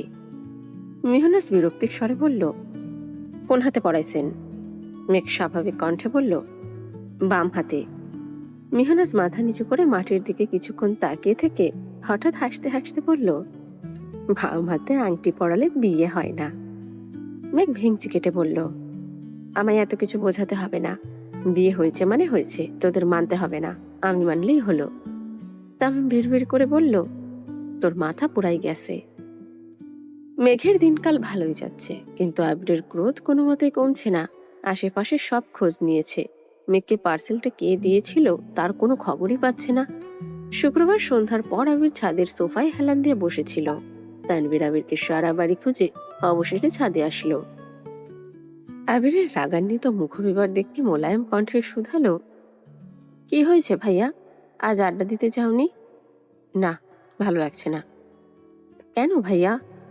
আবির ভারী কণ্ঠে বলল, ওরে পার্সেলটা কে পাঠাইছে এখনো জানতে পারলাম না। তোর বোনকে যতবার জিজ্ঞেস করি ও কেমন যেন উল্টাপাল্টা উত্তর দেয়, ভালো লাগছে না আমার। তানভীর এক পা করে পেছোতে লাগলো। তানভীরের ভাব দেখে আবির থমথমে কণ্ঠে প্রশ্ন করে, তোর আবার কি হয়েছে? তানভীর আবিরের থেকে 8 থেকে 10 হাত দূরে গিয়ে দীর্ঘশ্বাস ছেড়ে বলল, আসলে পার্সেলটা আমিই পাঠাইছিলাম। কি? বলে আবির দাঁড়াতেই তানভীর দৌড়তে শুরু করে। তানভীরের পেছনে আবিরও ছুটছে। তানভীর দৌড়াতে দৌড়াতে নিচে আসছে। এদিকে সোফায় বাড়ির মহিলারা সহ মেঘ, মিম আদি বসেছিল। তানভীরকে দৌড়ে নামতে দেখে সবাই আতঙ্কিত হয়ে গেছে। তানভীরের পেছনে আবিরকে দেখে সহসা বসা থেকে সবাই দাঁড়িয়ে পড়েছে। তানভীর সোজা মেইন গেট পর্যন্ত চলে গেছে। দরজা খোলার চেষ্টা করছে যেন বাসা থেকে বেরিয়ে যেতে পারে, কিন্তু দরজা খোলার আগেই আবির চলে আসছে। আবির তানভীরের পিঠে 2-3টা থাপ্পড় মেরেছে। তানভীর সঙ্গে সঙ্গে বসে পড়েছে। যতটা ব্যথা পেয়েছে তার থেকেও বেশি চিৎকার করছে, আল্লাহ আমি শেষ। হালিমা খান, মালিহা খান দুজনেই ছুটে এসে উত্তেজিত কণ্ঠে শুধান, এই কি হয়েছে তোদের? তানভীরকে মারছিস কেন? মেঘ, মিমরাও ছুটে আসছে। মেঘ গম্ভীর কণ্ঠে বলল, ভাইয়াকে এভাবে মারছেন কেন? ব্যথা পাচ্ছে না? আবির ঠাট্টার স্বরে বলল, আহা গো, আসছে তাহার দরদি বোন। তোর ভাই যে অপরাধ করেছে তার জন্য ওরে সারাদিন পেটানো দরকার। কি করেছে? তোদের বলা যাবে না। হালিমা খান করুণ কণ্ঠে বললেন, তানভীর কি করছে? খুব বড় অপরাধ করে ফেলছে। মামনির করুণ স্বর শুনে আবির তানভীরকে ছেড়ে দিয়ে গম্ভীর কণ্ঠে বলল, তোমাদের কাছে কিছুই না, কিন্তু আমার কাছে অনেক কিছু। হালিমা খান তানভীরকে উদ্দেশ্য করে বললেন, কি রে, কি করেছিস তুই? তানভীর দাঁড়িয়ে আড়মোড়া ভাঙতে ভাঙতে বলল, তেমন কিছুই না, ভাইয়ার কলিজায় হাত দিছিলাম। বলেই তানভীর রুমের দিকে ছুটে গেছে। আবির নিচে দাঁড়িয়ে রাগান্বিত কণ্ঠে বলল, রুম থেকে বের হই, শুধু তোর খবর আছে। মালিহা খান সচেতন কণ্ঠে বললেন, আবির, কি হচ্ছে এসব? কিছু না। তানভীরের পেছনে লাগছিস কেন? আবির ভারী কণ্ঠে বলল, আমি ওর পেছনে লাগি নাই আম্মু, ও আমার পেছনে লাগছে। আর আমাদের দুই ভাইয়ের মধ্যে তোমরা ঢুইকো না প্লিজ। ঠিক আছে, ঢুকলাম না, তোদের যা মন চাই কর, ধন্যবাদ। আবির নিজের রুমে চলে গেছে। তানভীর কিছুক্ষণ পর রুম থেকে বের হয়েছে। ব্যালকনিতে মেঘ কেঁপে ধীর কণ্ঠে শুধালো, ভাইয়া কোথায় রে? রুমে। কেন? একটু দেখা করে আসি। ভাইয়া তুমি যাইও না, আবির ভাই তোমাকে মারবে। আরে না, কিছু করবে না। মেঘ বিড়বিড় করে বলল, যাও, মায়ের খাওয়ার শখ লাগছে যখন খাইয়ে আসো। তানভীর হেসে চলে গেছে। আবিরের দরজায় গলা পর্যন্ত ঢুকিয়ে ডাকলো, ভাইয়া। আবির বই পড়ছে। তানভীর আবারও ডাকলো, ও ভাইয়া। কি হয়েছে? আসবো? কেন? একটু আসি। আয়। তানভীর দীর্ঘশ্বাস ছেড়ে বলল, আমার সাথে রাগ করার মতো আমি কিছু করিনি। আবির গুরুতর কণ্ঠে বলল, পার্সেলের টেনশনে আমার মাথা পুরো নষ্ট হয়ে গেছে। 10-12 দিন ধরে তন্ন তন্ন হয়ে মানুষটাকে খুঁজছি, আর তুই রিল্যাক্সে বসে আছিস। তুমি আমায় বলতা। জানিস তো, আমার কাউকে দুশ্চিন্তায় ফেলতে ভালো লাগে না। আচ্ছা সরি, আমি ভাবছি তুমি পার্সেলের বিষয়টা ভুলে গেছো। তোর বোনকে ঘিরে সামান্যতম বিষয়েও আমি ভুলতে পারি না। এত যত্ন, এত ভালোবাসা থাকা সত্ত্বেও রাগ দেখাও কেন? দিনের পর দিন দুজনে গাল ফুলিয়ে রাখো কেন? আর ওই দিন পার্সেল পাঠাইছিলাম বলেই তো বোনকে এত সুন্দর সারপ্রাইজ দিয়েছ। আবির হঠাৎই সিক্ত আঁখিতে তাকিয়ে বলল, হ্যাঁ, কিন্তু আমার খুব ভয় হয়। ওকে হারানোর ভয় সর্বক্ষণ আমার মনে ঘুরপাক খায়। কি করি না করে নিজেই বুঝি না। তানভীর শান্ত স্বরে বলল, টেনশন করো না, ইনশাল্লাহ সবকিছু ঠিক থাকবে।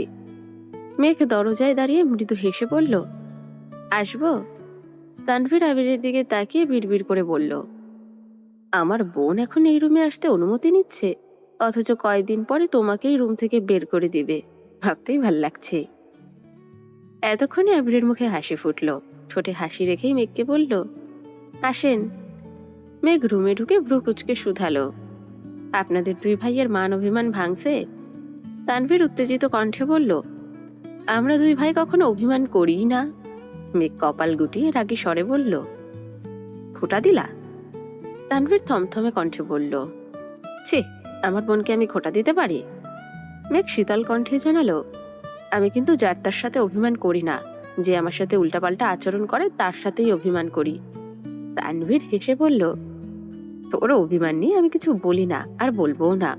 তোর ইচ্ছে হলে 24 ঘন্টা অভিমান করে বসে থাকবি, আর মানুষ তোর অভিমান ভাঙাবে। আবির গম্ভীর মুখ করে তানভীরকে উদ্দেশ্য করে বলল, আজ অভিমান করতে পারি না বলে কারো কাছে পাত্তাই পাই না। তানভীর রাশভারী কণ্ঠে বলল, হয়েছে, তোমার আর অভিমান করতে হবে না। এক একজনের ঢং দেখলে বাঁচি না। 2 দিন পর আবির মেঘকে পার্সেলটা দিয়েছে।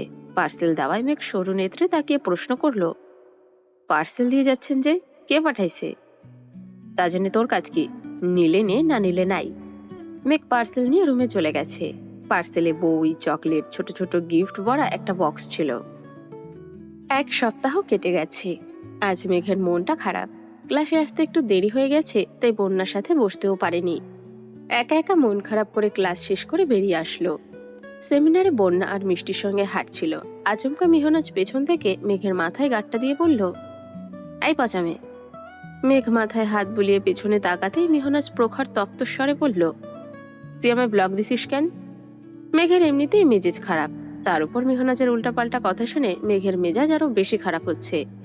মেঘ অদম্য কণ্ঠে বলল, আমি তোকে ব্লক দিব কেন, আর কোথা থেকেই বা দিব? তুই আমাকে ফেসবুকে ব্লক দিছিস। দূর, আমি ব্লক দেইনি, জ্বালাস না আমায়, এমনিতেই মন ভালো না। তুই ব্লক দিছিস, বিশ্বাস না করলে চেক কর। ইস, আমি গত 2 দিন যাবৎ ফেসবুকেই ঢুকি না, তোকে ব্লক দিব কিভাবে? আমি গতকাল রাতে তোকে মেসেজ দিছি, তার কিছুক্ষণ পর দেখি তুই আমায় ব্লক মারছিস। বাজে কথা বলিস না মিহনাজ। তুই তোর ফোন বের কর, ব্লক লিস্ট চেক কর, তাহলেই হবে। মেঘ ফোন বের করে বন্যাকে দিয়ে সাইডে চলে গেছে। মন খারাপ থাকলে কারোর সাথে কথা বলতে ইচ্ছে হয় না, সেখানে হাঙ্গামা করা তো দূরের বিষয়। বন্যা ফেসবুকে ঢুকেই মেঘের ব্লক লিস্টে ঢুকলো। ব্লক লিস্টের প্রথম আইডিটাই মিহনাজের। বন্যা উদ্বিগ্ন কণ্ঠে বলল, মেঘ, সত্যি সত্যি মিহনাজকে ব্লক দেওয়া? মেঘ বিরক্তির স্বরে বলল, আমি কাল ফেসবুকে ঢুকিই নাই। বন্যা এবার শান্ত স্বরে প্রশ্ন করল, মিহনাজ, কি হয়েছিল পুরো ঘটনা বল।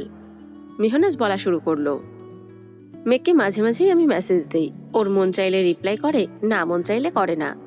দুদিন ভার্সিটি বন্ধ ছিল, ভাবলাম একটু স্মরণ করি। গত পরশুদিন মেসেজ দিছি, নেটে আসেনি। গতকাল মজার ছলে মেসেজ দিছিলাম, বেবি আই মিস ইউ। তারপর নেট থেকে বেরিয়ে খেতে গেছি। খেয়ে এসে নেটে ঢুকতেই দেখি মেঘের আইডি থেকে ব্লক দেওয়া। মেঘ তীক্ষ্ণ দৃষ্টিতে তাকিয়ে জানালো, আমি নেটে ঢুকিওনি আর এমন কোনো মেসেজ দেখিওনি। বন্যা একটু ভেবে প্রশ্ন করলো, তোর আইডির পাসওয়ার্ড কেউ জানে? না তো, কে জানবে? তোর আইডি কে খুলে দিয়েছিল? মেঘ সহসা বলল, ভাইয়া। পাসওয়ার্ড পাল্টাইছিলি পরে? না। তাহলে তানভীর ভাই? মেঘ আচমকা চটপটে স্বরে বলল, না না না না, ভাইয়া না, আবির ভাই আইডি খুলে দিয়েছিল। বন্যা, মিষ্টি, মিহনাজ সবাই নিস্তব্ধ হয়ে গেছে। মিষ্টি একটু পর মৃদু হেসে বলল, মেঘ রে, তুই শেষ। মিহনাজকে 30 মিনিটের মধ্যে ব্লক দিয়ে দিছে মানে তোর আবির ভাই সর্বক্ষণ তোকে চোখে চোখে রাখছে। যা, তুই সাকসেস, সাথে তোর ভালোবাসাও। মিষ্টির কথা শুনে মেঘের চোখের তারাগুলো ঝলমল করছে। চোখের সামনে আবিরের হাস্যোজ্জ্বল চেহারা ভেসে উঠেছে। অমনি মেঘ চোখ বন্ধ করে ফেলল। চোখ বন্ধ করা মাত্র আবিরের ধারালো ছুরির ন্যায় দৃষ্টি চোখে লাগলো। বক্ষপিঞ্জরে আবদ্ধ হৃৎপিণ্ডটা ছুটে পালাতে চাইছে। সহসা অনুভব হলো উষ্ণ হাওয়া মেঘের কানের লতি ছুঁয়ে গেছে। মেঘের লুকানো অনুভূতিগুলো আজ আকাশে ডানা মেলে উঠতে চাইছে। আনন্দ সাথে লজ্জায় মেঘের চোখ মুখ লাল হয়ে গেছে। বন্যা সুনিপুণ নজরে খেয়াল করলো তা। বন্যার ঠোঁটে হাসি সহসা ফুটে উঠল। হাসি মুখে মেঘকে উদ্দেশ্য করে বলল, কেউ আবির ভাইকে খবর দে, বান্ধবী আমার নববধূর মতো লজ্জায় নুয়ে পড়ছে। আবির ভাইয়া না আসলে বোধহয় চোখ তুলে তাকাবেই না। বন্যার কথায় মেঘের হুঁশ ফেরে, স্পষ্ট চোখে তাকায় বন্যার দিকে। বন্যার হাস্যোজ্জ্বল মুখ দেখে মেঘ এগিয়ে এসে বন্যাকে জড়িয়ে ধরে লজ্জায় ওড়না দিয়ে মুখ লুকালো। বন্যা ক্ষীণ স্বরে বলল, বেবি থাক, এত লজ্জা পাইতে হবে না, আমরা তো আর আবির ভাই নই। মিষ্টি বলল, মেঘ, তুই ওনাকে পেলে সত্যি অনেক ভালো থাকবি। আমি মাত্র কয়েক ঘন্টা ওনার দায়িত্বশীলতা আর যত্ন দেখেই ক্রাশ খেয়ে ফেলছি, সেখানে তুই তো নিজের সর্বক্ষণ সবকিছু অনুভব করিস। মিহনাজ শক্ত গলায় বলে উঠল, তোদের আহ্লাদ দেখে বাঁচি না। এই বন্যা, মেঘের ফোনটা দে, আমার আইডি আনব্লক করি। মেঘ সোজা হয়ে দাঁড়িয়ে বন্যার থেকে নিজের ফোন নিয়ে ব্যাগে রাখতে রাখতে স্বাভাবিক কণ্ঠে বলল, কোনো প্রয়োজন নেই, তুই ব্লক লিস্টেই থাক। কেন? আবির ভাই নিজের হাতে ব্লক দিয়েছেন, আমার পক্ষে আনব্লক করা দুরূহ বিষয়। তাছাড়া আমাকে বেবি বলতে বারণ করা সত্ত্বেও তুই বেবি ডাকছিস, আমি কিছুই করতে পারবো না। এত পাথর মন কেন তোর? আনব্লক করে দে, আর বলবো না। সম্ভব না, আমি বাসায় যাব, টাটা। মেঘ খুশিতে গদগদ হয়ে সবাইরে রেখেই চলে গেছে। গাড়িতে বসে ভাবছে, আবির ভাই কি সত্যিই আমায় পছন্দ করেন, নাকি আমি একটু বেশি ভাবছি। মেঘ বাসায় এসে হাত মুখ ধুয়ে নিচে আসলো। মালিহা খান সোফায় বসে যেন কি পড়ছিলেন। মেঘকে ঘুর ঘুর করতে দেখে ডাকলেন, মেঘ এদিকে আয়। বড় আম্মুর ডাক শুনে মেঘ সোফায় বসতেই মালিহা খান মৃদু স্বরে বললেন, খাবে কিছু? না, খিদে নেই। তাহলে ঘুরছিস যে? আম্মুরা কোথায়? তোর আম্মু কাকিয়ারা শপিং এ গেছে। মেঘ ফোঁস করে শ্বাস ছেড়ে বলল, আমায় নিয়ে গেল না কেন? তুই যেতিস নাকি? হ্যাঁ। আজকে আর কিভাবে যাবি, তুই বরং অন্যদিন যাস, আমি খেতে দিচ্ছি, তুই ঠান্ডা মাথায় খেয়ে নে। মেঘ স্বাভাবিক কণ্ঠে বলল, তোমার খেতে দিতে হবে না, আমি একাই খেতে পারবো। মেঘ মন খারাপ করে রান্নাঘরে চলে গেছে। রাস্তায় আসতে আসতে মেঘ ভাবছিল শপিং এ গিয়ে আবিরের জন্য নিজে পছন্দ করে পাঞ্জাবি কিনে নিয়ে আসবে, কিন্তু আম্মুরা মেঘকে না বলেই চলে গেছে। মেঘ খাবার খেয়ে রুমে এসে শুয়ে আছে। মাথায় শুধু আবির ভাই ঘুরছে। শুয়ে বসে কোনোভাবেই ভালো লাগছে না। কয়েকবার ফোনে আবিরের নাম্বার বের করেছে, কিন্তু কল দেওয়ার সাহস পায়নি। কোনোভাবেই যখন ঘুম আসছিল না, তখন মেঘ উঠে চুপি চুপি আবিরের রুমে চলে গেছে। রুম জুড়ে মাতাল করা এক সুগন্ধ, যা মেঘের মস্তিষ্কের নিউরনে অনুরণন তুলছে। চারপাশে তাকাতে গিয়ে হঠাৎ নজর পড়ে আবির ভাইয়ের স্কাই ব্লু রঙের একটা শার্টের দিকে। মেঘ নিঃশব্দে হেসে এগিয়ে গেল শার্টের কাছে। শার্টটা কাছে আনতেই আবিরের গায়ের গন্ধ স্পষ্ট নাকে লাগলো। আবিষে মেঘের চোখ বন্ধ হয়ে আসছে। প্রিয় মানুষের স্পর্শ যেমন দেহ আর মন উভয়কে আন্দোলিত করে, তেমনি প্রিয় মানুষের গায়ের গন্ধেও তীব্র আকর্ষণ কাজ করে। মেঘ কিছুক্ষণ শার্টটাকে জড়িয়ে ধরে অকস্মাৎ জামার উপরে শার্টটা পরে নিল। আবিরের শার্ট মেঘের গায়ে অনেকটা পাঞ্জাবির মতো লাগছে, যেমন মোটা তেমনই লম্বা। মেঘ ড্রেসিং টেবিলের সামনে গিয়ে চোখ তুলে তাকাতেই লজ্জায় দু হাত দিয়ে মুখ ঢেকে ফেলেছে। খানিক বাদে দু আঙ্গুল ফাঁক করে এক চোখে তাকিয়ে নিজেকে দেখতে লাগলো। খুশিতে দুই হাত মেলে রুমে ঘুরতে লাগলো। ঘুরতে ঘুরতে ধপ করে বিছানায় এসে বসে পড়েছে। দু হাতে শার্টের কলার ঠিক করে হাতা টেনে বিছানায় শুয়ে দীর্ঘশ্বাস ছেড়ে চোখ বন্ধ করলো। চোখে ভাসছে গত 9 মাসে আবিরের সঙ্গে কাটানো একের পর এক অপরূপ মুহূর্ত। এসব ভাবতে ভাবতে কখন যে ঘুমিয়ে পড়েছে মেঘ নিজেও জানে না। আবির বিকেলের দিকে বাসায় আসছে। রুমে ঢুকতেই থমকে দাঁড়ালো। নিজের বিছানায় মেঘকে ঘুমন্ত অবস্থায় দেখে তীক্ষ্ণ দৃষ্টিতে তাকালো। আশেপাশে তাকিয়ে সম্পূর্ণ রুম ভালোভাবে নিরীক্ষণ করলো। ব্যাগটা রেখে কয়েক মুহূর্ত প্রখর নেত্রে চেয়ে রইল প্রেয়সীর অভিমুখে। ঘুমের মধ্যে মেঘের ঠোঁটের কোণে হাসি লেগেই আছে। মেঘের পরনে নিজের শার্ট দেখে মুচকি হাসলো। আবিরের নিষ্পলক দৃষ্টি আটকে গেছে মেঘের ঘুমন্ত চেহারায়। আনমনে অনেক কিছুই ভেবে নিয়েছে। মেঘকে ডাকার জন্য একবার এগিয়ে গেল, কিন্তু মেঘের গভীর ঘুম দেখে ডাকতে ইচ্ছে করেনি। তাই শাওয়ার নিতে ওয়াশরুমে চলে গিয়েছে। শাওয়ার নিয়ে বেরিয়েও দেখলো মেঘ ঘুমে নিমগ্ন হয়ে আছে। কি করবে কিছুই বুঝতে পারছে না। মনের ভেতর অস্থিরতা, মস্তিষ্কে বিচরণ করছে নানান রং বেরঙের নিষিদ্ধ প্রেমানুভূতি। ইচ্ছে করছে প্রেয়সীর চাঁদের ন্যায় মুখবিবরে ভালোবাসার পরশ এঁকে দিতে, কিন্তু কিভাবে সম্ভব? আবিরের প্রেয়সী এখনো অবুঝ। আবির ঠোঁটে হাসি রেখে মেঘের দিকে ঝুঁকে এসে চুল ছাড়তেই পানের ছিটা মেঘের চোখে মুখে পড়ে। মেঘ ঘুমের মধ্যেই ভ্রু কুঁচকালো, কিন্তু সজাগ হওয়ার কোনো নামই নিল না। আবির রুম থেকে বেরিয়ে ব্যালকানিতে গেল। বাসার পরিস্থিতি বোঝার চেষ্টা করলো। মিমরা এখনো ফেরেনি। মালিহা খান নিজের রুমে। আবির আবারও রুমে আসছে। মেঘের দিকে ভালোভাবে তাকাতে পারছে না, আবার না তাকিয়েও থাকতে পারছে না। অন্যদিকে বাসার মানুষের চিন্তা তো আছেই। হুট করে কেউ চলে আসলে আর মেঘকে এভাবে আবিরের রুমে দেখলে কি হবে, তাই ভেবে পাচ্ছে না। বাধ্য হয়ে শেষ পর্যন্ত মেঘের মাথার কাছে বসে। মেঘের চুলে আলতোভাবে হাত বুলিয়ে মোলায়েম কণ্ঠে ডাকলো, মেঘ। মেঘ ঘুমে বিভোর হয়ে আছে। আবির পুনরায় ডাকলো, মেঘ।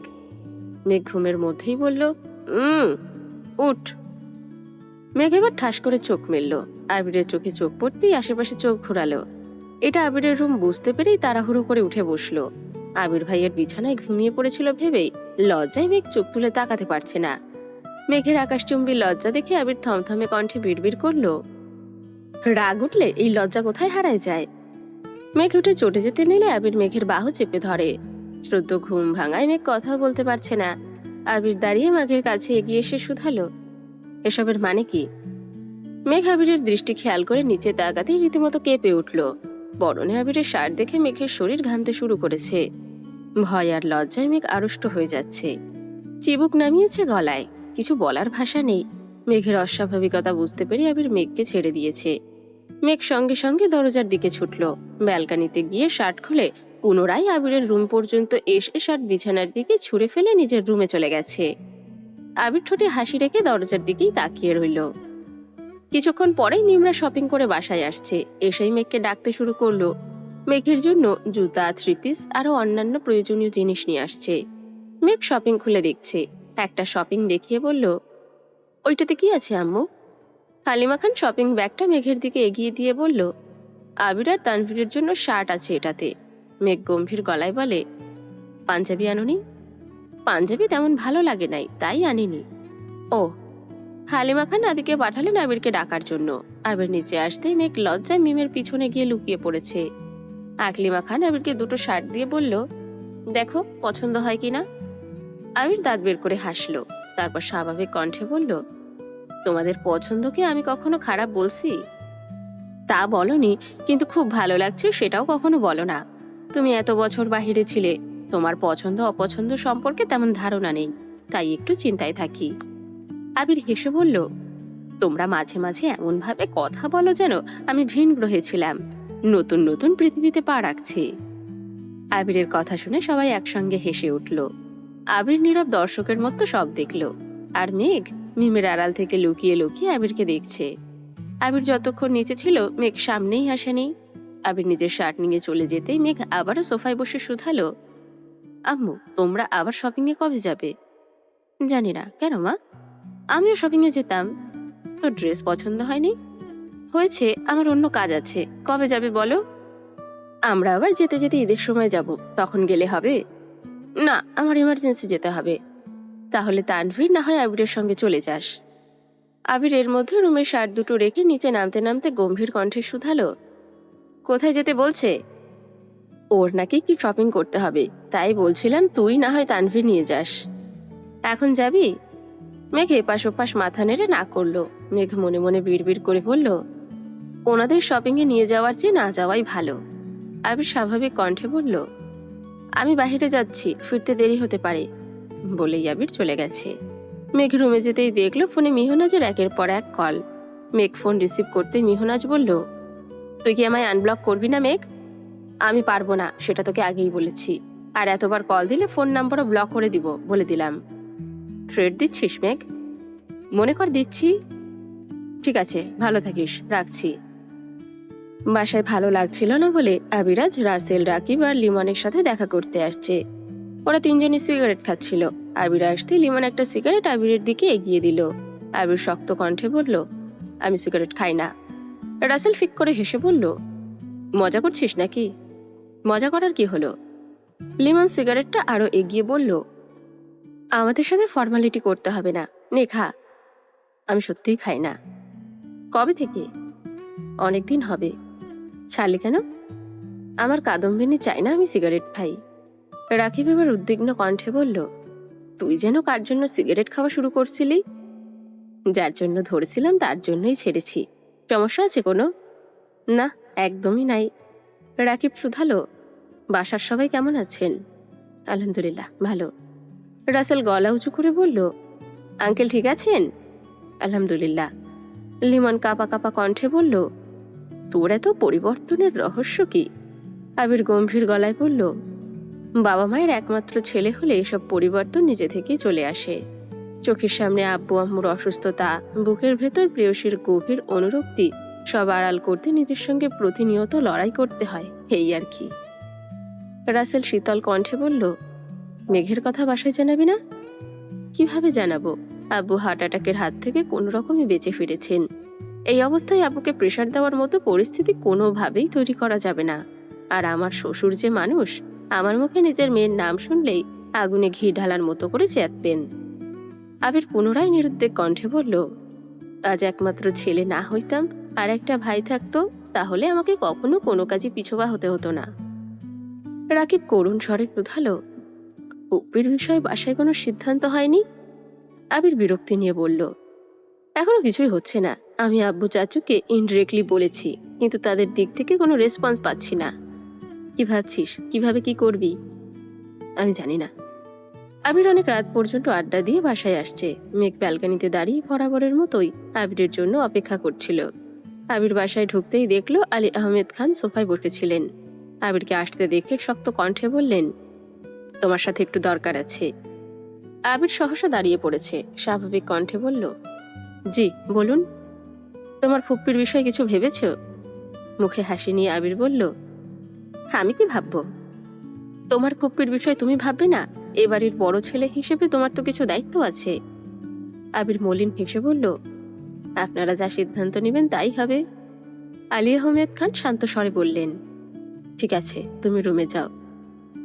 আজ মেঘ ভার্সিটিতে আসতেই মিষ্টি উত্তেজিত কণ্ঠে বলল, কিরে মেঘ, আবির ভাইয়ের সঙ্গে কথা হলো? কি কথা বলবো? মিহন আজকে ব্লক করার কারণ জিজ্ঞেস করিসনি? মেঘ আমতা আমতা করে বলল, হ্যাঁ, তো সাহস আমার নেই। সাহস না দেখালে কিছু জানতেও পারবি না। মেঘের হঠাৎ ধীর কণ্ঠে প্রশ্ন করল, উনি আমায় ভালো না বাসলে কি করব? তামিম হেসে বলল, ওনাকে ভুলে যাবি। মেঘ ভুরু কুচকে কঠিন স্বরে বলল, তোরে ভুলে যাব, দূর হ হারামি। মিহনাজ অভিভূত ন্যায় নিষ্পলক মেঘের দিকে কিছুক্ষণ তাকিয়ে থেকে বলল, তোরা অনুমতি দিলে আমি একটা প্ল্যান দিতে পারি। বন্যা শক্ত কণ্ঠে বলল। কিসের প্ল্যান? মিহনাজ ধীর স্থির কণ্ঠে সবটা প্ল্যান বলল। মিষ্টিরা বলার সঙ্গে সঙ্গে রাজি হয়ে গেছে। মিষ্টিদের উত্তেজনা দেখে মেঘও মোটামুটি রাজি হয়েছে, কিন্তু বন্যা কোনোভাবেই রাজি হচ্ছে না। মেঘকে বোঝানোর চেষ্টা করছে, কিন্তু মিষ্টি, মিহনাজ আর তামিমের কথা শুনতে শুনতে বন্যার কথায় মেঘ পাত্তাই দিচ্ছে না। রাতে খাবার টেবিলে বড়দের খাওয়া শেষে আবির, তানভীর, মিম, মেঘ বসে খাবার খাচ্ছিল। তানভীর উঠে যেতেই মেঘ মিমকে উদ্দেশ্য করে বলল, মিম, তোর সাথে আমার অনেক কথা আছে। কি কথা আপু? মেঘ বিড়বিড় করে বলল, আমার ভার্সিটির ফ্রেন্ডদের কথা বলেছিলাম না তোকে? হ্যাঁ, এখন কি হয়েছে? আবির দীর্ঘ মনোযোগ দিয়ে মেঘের কথা শুনছে। মেঘ ঢোক গিলে ধীর কণ্ঠে বলল, আমার এক ফ্রেন্ড মনে হয় আমাকে পছন্দ করে। তোকে ছবি দেখাবো নে, হে রুমে আসিস। মিম আচ্ছা বললে চোখ তুলতেই নজর পড়ে আবিরের দিকে। আবির অগ্নি দৃষ্টিতে তাকিয়ে আছে মেঘের দিকে। মিম সে দৃশ্য দেখে টেবিলের নিচ দিয়ে মেঘকে চিমটি কেটে বিড়বিড় করে বলল, চুপ করো আপু, ভাইয়া তোমার কথা শুনে ফেলছে। মেঘ মিমের কথায় তেমন পাত্তা না দিয়ে আবারও বলল, ওরা তোর কথা খুব বলে, তোকে নিয়ে একদিন ওদের সাথে দেখা করাতে যাবো নে, ঠিক আছে? ভয় মিমের কণ্ঠ ভিজে এলো। দাঁতে দাঁত চেপে বলল, সময় হলে যাব, এখন তুমি চুপ করো। মেঘ উত্তেজিত কণ্ঠে পুনরায় বলল, জানিস মিম, ওর নামের প্রথম অক্ষরও এম। আবির সঙ্গে সঙ্গে খাবার রেখে দাঁড়িয়ে পড়েছে। হালিমা খান উদ্বিগ্ন কণ্ঠে শুধালেন, কিরে, খাবার শেষ না করে উঠে পড়লি যে? খেতে ইচ্ছে করছে না। কেন, তোর কি হয়েছে? কিছু না। আবির আগে ফুঁসতে ফুঁসতে রুমে চলে গেছে। মেঘ এবার দীর্ঘশ্বাস ছেড়ে চোখ তুলে তাকালো। মেঘের নেত্রদ্বয় টলমল করছে। আবিরের সামনে এইভাবে কথা বলা মেঘের কাছে তৃতীয় বিশ্বযুদ্ধের সমতুল্য। ভয় মেঘের হাত পা কাঁপছিল। নিচের দিকে তাকিয়ে কোনো রকমে কথাগুলো বলেছে মেঘ। আবির কোনো দিকে না তাকিয়ে রুমে চলে গেছে। মেঘ গভীর রাত পর্যন্ত টিভি দেখছে আর আবিরের জন্য অপেক্ষা করছে। প্রায় 1টা নাগাদ মেঘ রুমে গিয়ে শুয়ে পড়েছে। পরদিন সকালে আবার খাবার টেবিলে আবিরের সঙ্গে দেখা। মেঘ কোনোভাবেই আবিরের চোখের দিকে তাকায় না, কারণ আবির ভাইয়ের চোখে চোখ রাখলেই মেঘের সবকিছু গুলিয়ে যাবে। বড়দের কথার মাঝখানে মিম কি একটা কথা বলেছে, কিন্তু কেউ মিমের কথা কানেই নেয়নি। মেঘ মিমকে উদ্দেশ্য করে উচ্চস্বরে সচেতন কণ্ঠে বলল, শোন মিম, যেখানে গুরুত্ব পাবি না সেখানে কখনো কথা বলবি না, যেখানে গুরুত্ব পাবি সেখানেই নিজের মতামত দিবি। মেঘের বিজ্ঞান ন্যায় কথা শুনে মিম আহাম্মকের মতো তাকিয়ে আছে।